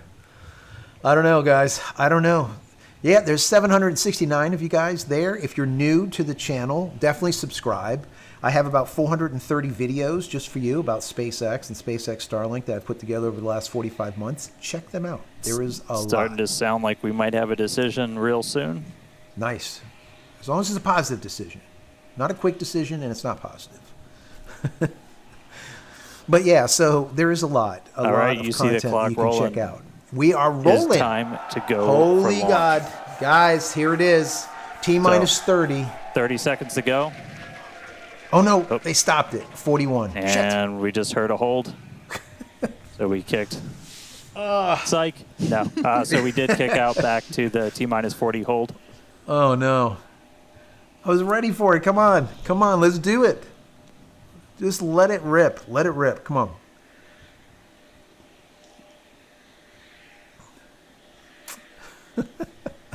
What do you think, guys? Are we going to go off in the chat? Let me know. Do you think we're going to launch? Are we not going to launch? Is it going to run? Are we going to get that rapid, unscheduled disassembly? Pow? Or are we going to actually do it? Is it going to do it? I want to see the Pez dispenser open. I want to see those SpaceX Starlink new version 3 dummies launch out of there. All right, so There's as we so started much going counting on. back down, we did trip a few more holds automatically from the booster itself. From the booster now. So it was booster problem. we are now going to hang out here again at T-minus 40. They've got a couple more troubleshooting steps that they can take. If we're able to get through that, we can start counting down again. Well, if not, we could always offload and try again on either tomorrow or another day. But right now, we're not done for the day yet. Still holding at T-minus 40 seconds. And as soon as we hear some more or start seeing that clock move, you will know if we're going to go for our launch attempt today or if we just try it again another day. So come on, let's launch it. We've all been here for many hours. We want to see it. 1.6 million people viewing right now. 1.6 million people. That is a lot of people. That is a lot of people. Holy crap. 1.6 million people. Like I said, guys, if you're new, definitely subscribe. Take a look at the channel. There is a ton of good information. Once again, 435 videos on SpaceX Starlink, on AI, on Starship. It's all there. Check it out. Check it out. There's a lot. I think I have about 13 or 1,400 videos now on the channel. So there's something, I think, for everyone, right? And even some of the old stuff is about photo and videos, too. So, all right, and we did just hear the call. We are going to offload for today, so we had a couple of holds tripped as we started counting down from T-minus 40 again. And it's not something we can change with small config tweaks, so we are going to offload our prop and then try again another day. So we're able to fully tank the vehicle. We're unable to lift off today, but just because we don't go today doesn't mean we're not going to go tomorrow or one of the days coming up. So we are going to start offloading all of that propellant on the booster and the ship. Oh, my God. Well, there's 801 of you guys here to watch the big poop sandwich. We won't know Let me that put for sure Elon until on we here dig into because, you know everything what? that kicked us out Elon of our wants to attempt see today. what's going on. So obviously right? just keep an eye on all of our updates. Look at him. He's like, what? We are expecting could be about 24 hours, but we will. It's not going to be 24 hours. Yeah. So we want to thank everybody for tuning in. Unfortunately, we would would have liked to lift off today, but the teams are doing the right thing and standing down. So look, guys, the story is like this, okay? The reason I don't know if they can possibly go tomorrow because they said that they can actually turn around the water and all the rest of this stuff in 24 hours. That's fine. The offloading the fuel and being able to put it back on, they could do that too in 24 hours. So they can technically make it happen. Will they make it happen is the question. Let me go ahead and switch back off there and take that off.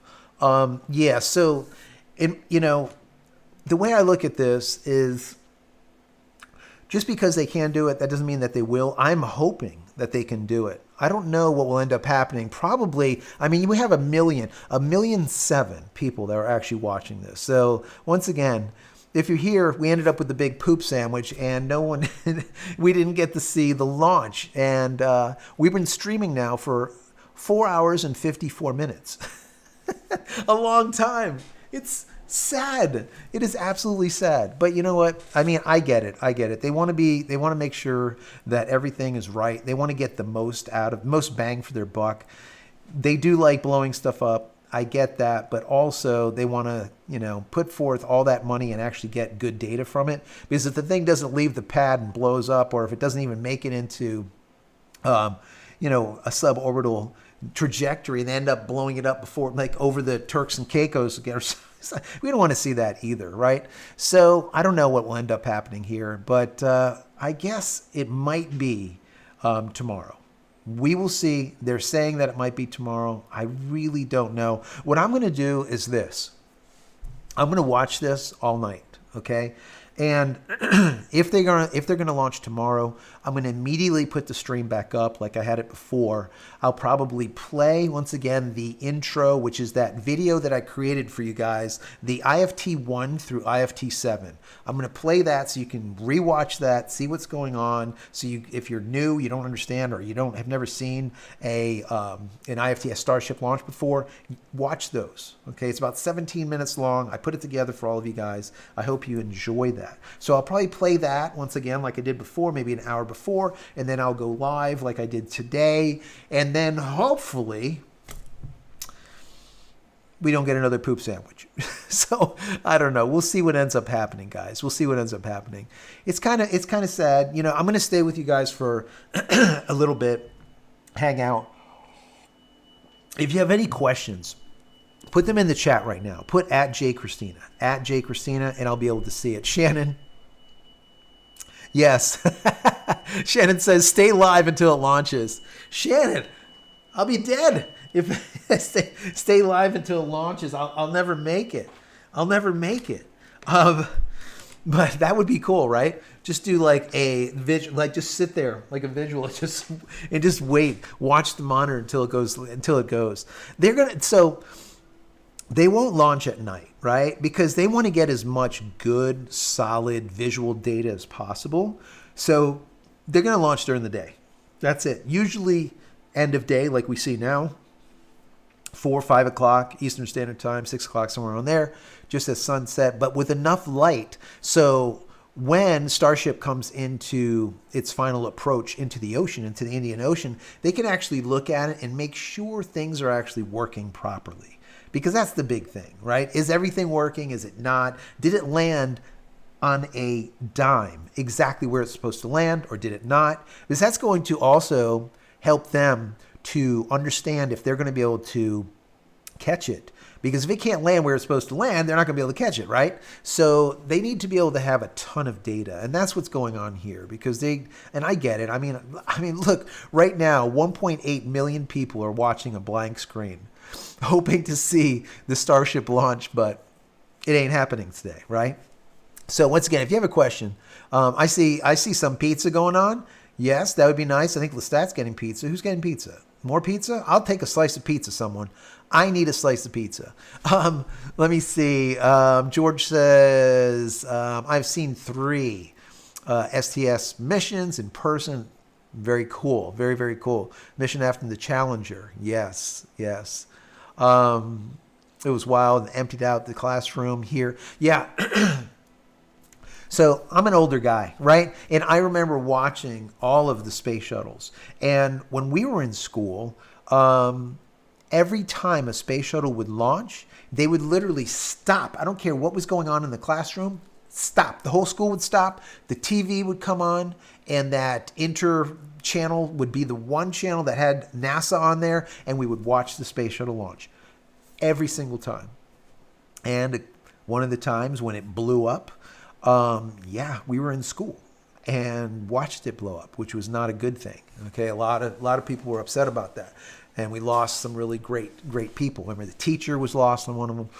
Anyways, so yeah, they're amazing to watch. And for me, I grew up with Space Shuttle because once again, the Space Coast is only a couple hours up the road, 3 hours, two and a half hours, whatever it is, up the road. So we would go for Space Shuttle, we would go there for rocket launches and whatnot. So very cool. And now that the Gigabase is going to be coming here in South Florida on the Space Coast, over here in Cape Canaveral, Kennedy Space Center, I'm stoked, guys. I'm stoked because that means that I'll be able to travel there and take you along with me, and we'll actually go and watch. And I'll do a live instead of here. I'll do a live right from the launch site. That would be just super cool. Super cool. And I'll bring a mini, right? Starlink mini. I'll broadcast live from the location. That would be cool. So anyways, it was, once again, the poop sandwich. Didn't end up making it, but that's okay. You know, I have to say, thanks to Shannon, thanks to everyone that has given those super chats. They really help out. Shannon has given so many free memberships. I lost count today. That is just unbelievable. Once again, if you got a free membership from Shannon, just please say thank you. Please say thank you. That is it. I can't tell you how much that helps the channel. It really helps out a ton. It really does. We did have like a peak of, let me review back, 786 people, guys. 786 people were hanging out with us, having our tea, drinking our cup of tea and watching. Sadly, we didn't get to actually see it launch. But, a RUD, I guess, people would have liked too. Excitement either which way instead of nothing, a nothing burger. Let me see. How many consecutive RUDs can they tank and still keep the program going? So with SpaceX Starlink as well as SpaceX, or with, I should just say, Elon Musk in general. Matter of fact, while I'm talking, let's throw him up there. He can sit here and he can dance around. Can I throw him up? Will he come up? Will he come? No, he won't. Will he? He will? Maybe? No. Anyways, the way I look at this is it's up to Elon Musk because it's all a money game. People will say, well, no, it has to do with the FAA, the FCC, everyone else, all the rest of the regulatory people, fish and wildlife, make sure there wasn't a fish disturbed. There's a lot of issues, obviously, but as far as RUDs and blowing these things up, he'll keep blowing them up. I promise you, he will keep blowing them up because that's how they learn. Once again, in complete opposite, like we were talking about with Space Shuttle just a minute ago. With Space Shuttle, to put those heat tiles on, those ceramic heat tiles, it would take them about 7 to 8 months to replace the heat tiles. Meaning, like, if they launch it and they bring it back, to launch it again, it's 7 to 8 months. That's just for the heat tile, nothing else, just the heat tiles. Now, with this, we see it's not an issue anymore, right? They've figured it out. And now today was going to be a really big day because now they have active cooling on some of the tiles to see if that works in comparison to passive cooling, meaning like the ceramic tiles just heat up and then dissipate heat. That's amazing. The new Raptor 3 engines that are now in these Block 3s instead of the Raptor 2s that are producing 7,000 pounds more of thrust, 24,000 pounds of thrust instead of, 17,000 pounds of thrust. 24,000 pounds of thrust. That's just sick. It's just amazing. They've changed out the PEZ dispenser, a new cartridge, something that's easier to be loaded and whatnot is what they were talking about. The reason they didn't say that on the show today, but I'm telling you that's what I learned. So there's so many different things that are going on here behind the scenes that are really positive and really close to that innovation because they did all the iteration. They keep blowing it up.